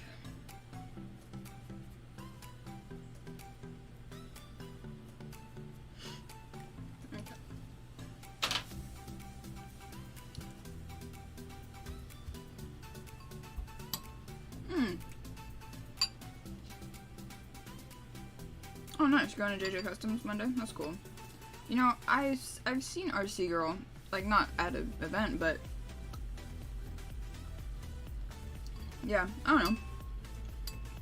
I probably wouldn't, like, if I saw her, I'd be like, oh, that's cool, but I don't think I'd go up to her. I don't know. I don't watch many people on YouTube. I don't know why, but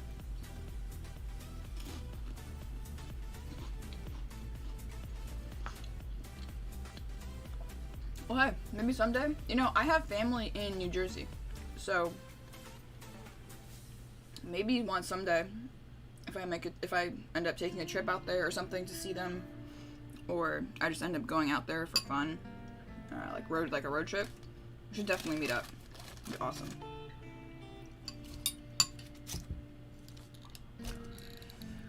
Okay, let's get this motor out of here and try not to spill chili all over the floor. That would not be good.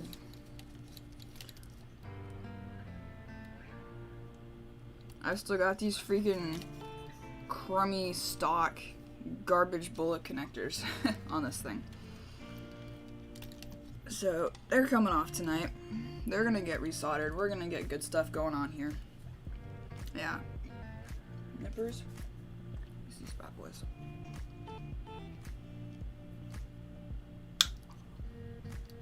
Pop.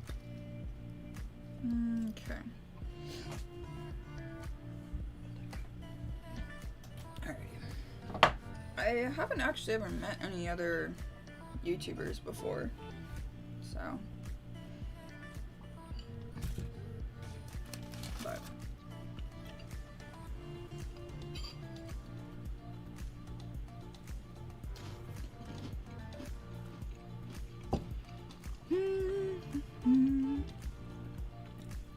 Let's see. What am I doing? Oh yeah. You know what I need? You know what I need is some ball end screwdrivers. There are some places on this rig, motor screws are one of them, that those would be very handy.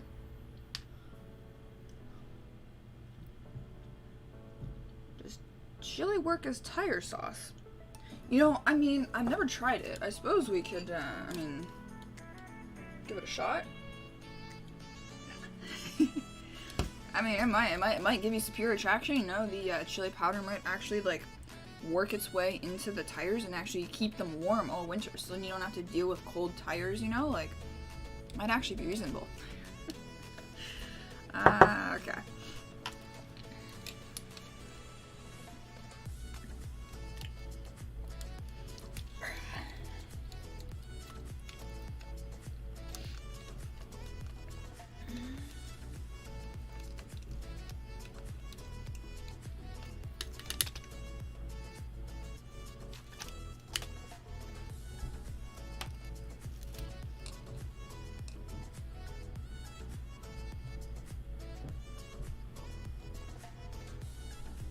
Garbaggio. Aw, thank you. You know, there aren't many female YouTubers. I'll give you that. Yeah, this thing's hot garbage.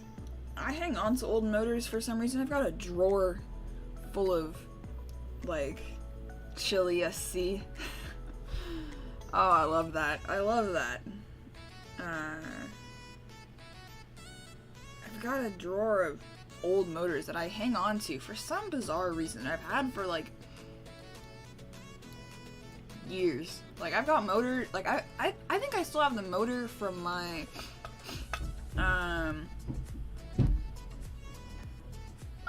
what is he doing out there? He's not in his closet, he's outside. Holy moly. I think I still have the motor, that Traxxas 12 turn motor kicking around from my, Gravedigger Stampede. Yeah.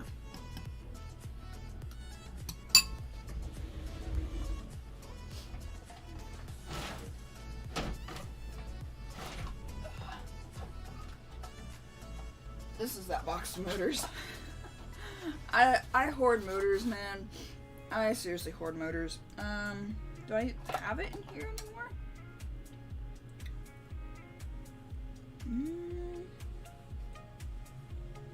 No, it might be. It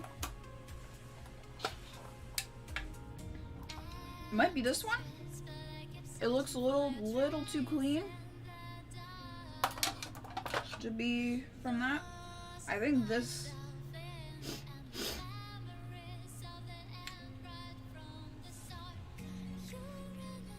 Yeah, I think this Titan 12 turn was out of the first RC that I bought with my own money. I think it was this motor. Yep. I could totally hang him up for one gem, I suppose. Alright. Back in you go. You know what? No, we're keeping this out. We're adding another motor to this box.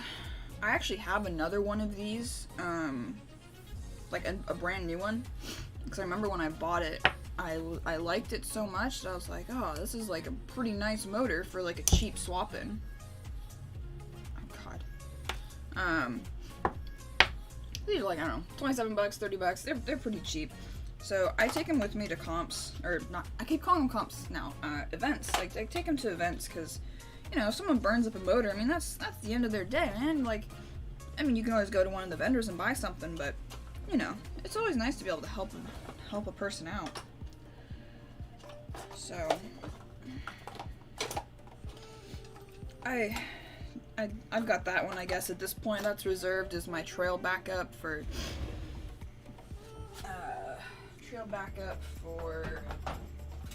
myself and other people, many other people.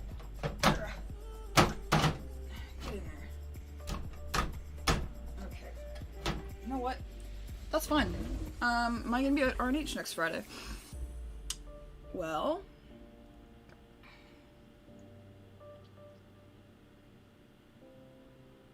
I went this past Friday, so I wasn't thinking of going next Friday, but I still totally could.